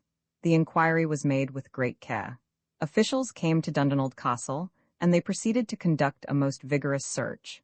The magistrate wished first to ascertain if the ground bore any footprints, which could be attributed to other than goblins' feet. It was impossible to find the least trace, whether old or new. Moreover, the earth, still damp from the rain of the day before, would have preserved the least vestige. The result of all this was that the magistrates only got for their trouble a new legend added to so many others, a legend which would be perpetuated by the remembrance of the catastrophe of the Motala, and indisputably confirm the truth of the apparition of the fire maidens. A haughty fellow like Jack Ryan, with so strong a constitution, could not be long confined to his bed. A few sprains and bruises were not quite enough to keep him on his back longer than he liked. He had not time to be ill. Jack, therefore, soon got well. As soon as he was on his legs again, before resuming his work on the farm, he wished to go and visit his friend Harry, and learn why he had not come to the Irvine merrymaking. He could not understand his absence, for Harry was not a man who would willingly promise and not perform. It was unlikely, too, that the son of the old overman had not heard of the wreck of the Motala, as it was in all the papers. He must know the part Jack had taken in it, and what had happened to him, and it was unlike Harry not to hasten to the farm and see how his old chum was going on. As Harry had not come, there must have been something to prevent him. Jack Ryan would as soon deny the existence of the fire maidens as believe in Harry's indifference. 2 days after the catastrophe, Jack left the farm merrily, feeling nothing of his wounds. Singing in the fullness of his heart, he awoke the echoes of the cliff, as he walked to the station of the railway, which via Glasgow would take him to Stirling and Callander. As he was waiting for his train, his attention was attracted by a bill posted up on the walls, containing the following notice. On the 4th of December, the engineer, James Starr, of Edinburgh, embarked from Granton Pier, on board the Prince of Wales. He disembarked the same day at Stirling. From that time, nothing further has been heard of him. Any information concerning him is requested to be sent to the President of the Royal Institution, Edinburgh. Jack Ryan, stopping before one of these advertisements, read it twice over, with extreme surprise. "Mr. Starr," he exclaimed, "why, on the 4th of December I met him with Harry on the ladder of the Dotshot pit. That was 10 days ago, and he has not been seen from that time. That explains why my chum didn't come to Irvine." And without taking time to inform the President of the Royal Institution by letter what he knew relative to James Starr, Jack jumped into the train, determining to go first of all to the Yarrow shaft. There he would descend to the depths of the pit, if necessary, to find Harry, and with him was sure to be the engineer James Starr. "They haven't turned up again," said he to himself. "Why, has anything prevented them? Could any work of importance keep them still at the bottom of the mine? I must find out." And Ryan, hastening his steps, arrived in less than an hour at the Yarrow shaft. Externally nothing was changed, the same silence around. Not a living creature was moving in that desert region. Jack entered the ruined shed which covered the opening of the shaft. He gazed down into the dark abyss. Nothing was to be seen. He listened. Nothing was to be heard. "And my lamp?" he exclaimed. "Suppose it isn't in its place?" The lamp which Ryan used when he visited the pit was usually deposited in a corner, near the landing of the topmost ladder. It had disappeared. Here is a nuisance, said Jack, beginning to feel rather uneasy. Then, without hesitating, superstitious though he was, I will go, said he, though it's as dark down there as in the lowest depths of the infernal regions. And he began to descend the long flight of ladders, which led down the gloomy shaft. Jack Ryan had not forgotten his old mining habits, and he was well acquainted with the Dutchot pit, or he would scarcely have dared to venture thus. He went very carefully, however. His foot tried each round as some of them were worm-eaten. A false step would entail a deadly fall through this space of 1,500 feet. He counted each landing as he passed it, knowing that he could not reach the bottom of the shaft until he had left the 30th. Once there, he would have no trouble, so he thought, in finding the cottage, built, as we have said, at the extremity of the principal passage. Jack Ryan went on thus until he got to the 26th landing, and consequently had 200 feet between him and the bottom. Here he put down his leg to feel for the first rung of the 27th ladder, but his foot swinging in space found nothing to rest on. He knelt down and felt about with his hand for the top of the ladder. It was in vain. Old Nick himself must have been down this way, said Jack, not without a slight feeling of terror. He stood considering for some time, with folded arms, and longing to be able to pierce the impenetrable darkness. Then it occurred to him that if he could not get down, neither could the inhabitants of the mine get up. There was now no communication between the depths of the pit and the upper regions. If the removal of the lower ladders of the Yarrow shaft had been effected since his last visit to the cottage, what had become of Simon Ford, his wife, his son, and the engineer? The prolonged absence of James Starr proved that he had not left the pit since the day Ryan met with him in the shaft. How had the cottage been provisioned since then? The food of these unfortunate people, imprisoned 1,500 feet below the surface of the ground, must have been exhausted by this time. All this passed through Jack's mind, as he saw that by himself he could do nothing to get to the cottage. He had no doubt but that communication had been interrupted with a malevolent intention. At any rate, the authorities must be informed, and that as soon as possible. Jack Ryan bent forward from the landing. Harry, Harry, he shouted with his powerful voice. Harry's name echoed and reechoed among the rocks, and finally died away in the depths of the shaft. Ryan rapidly ascended the upper ladders and returned to the light of day. Without losing a moment, he reached the Callander station, just caught the express to Edinburgh, and by 3 o'clock was before the Lord Provost. There his declaration was received. His account was given so clearly that it could not be doubted. Sir William Elphiston, president of the Royal Institution, and not only colleague, but a personal friend of Starr's, was also informed, and asked to direct the search which was to be made without delay in the mine. Several men were placed at his disposal, supplied with lamps, picks, long rope ladders, not forgetting provisions and cordials. Then, guided by Jack Ryan, the party set out for the Aberfoyle mines. The same evening the expedition arrived at the opening of the Yarrow shaft, and descended to the 27th landing, at which Jack Ryan had been stopped a few hours previously. The lamps, fastened to long ropes, were lowered down the shaft, and it was thus ascertained that the 4 lost ladders were wanting. As soon as the lamps had been brought up, the men fixed to the landing a rope ladder, which unrolled itself down the shaft, and all descended one after the other.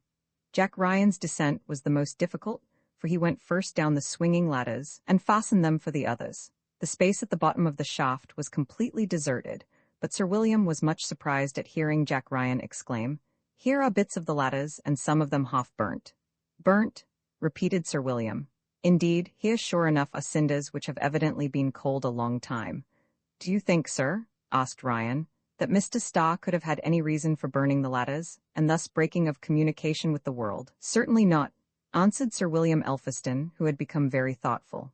"Come, my lad, lead us to the cottage. There we shall ascertain the truth." Jack Ryan shook his head as if not at all convinced. Then, taking a lamp from the hands of one of the men, he proceeded with a rapid step along the principal passage of the Dutchot pit. The others all followed him. In a quarter of an hour, the party arrived at the excavation in which stood Simon Ford's cottage. There was no light in the window. Ryan darted to the door and threw it open. The house was empty. They examined all the rooms in the summer habitation. No trace of violence was to be found. All was in order, as if old Madge had been still there. There was even an ample supply of provisions, enough to last the Ford family for several days. The absence of the tenants of the cottage was quite unaccountable. But was it not possible to find out the exact time they had quitted it? Yes, for in this region, where there was no difference of day or night, Madge was accustomed to mark with a cross each day in her almanac. The almanac was pinned up on the wall, and there the last cross had been made at the 6th of December. That is to say, a day after the arrival of James Starr, to which Ryan could positively swear. It was clear that on the 6th of December, 10 days ago, Simon Ford, his wife, son, and guest, had quitted the cottage. Could a fresh exploration of the mine, undertaken by the engineer, account for such a long absence? Certainly not. It was intensely dark all round. The lamps held by the men gave light only just where they were standing. Suddenly, Jack Ryan uttered a cry. "Look there." His finger was pointing to a tolerably bright light which was moving about in the distance. "After that light, my men," exclaimed Sir William. "It's a goblin light," said Ryan. "So what's the use? We shall never catch it." The president and his men, little given to superstition, darted off in the direction of the moving light. Jack Ryan, bravely following their example, quickly overtook the headmost of the party. It was a long and fatiguing chase. The lantern seemed to be carried by a being of small size but singular agility. Every now and then it disappeared behind some pillar, then was seen again at the end of a cross gallery.